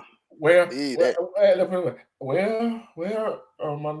ain't gonna have my laptop, my speaker, my mic, my TV no more. I gotta get this rent up, bro. I gotta get this up. I gotta get it up. I gotta go sell my Nike, my Jump 23, and I go sell those too. Damn. Shit.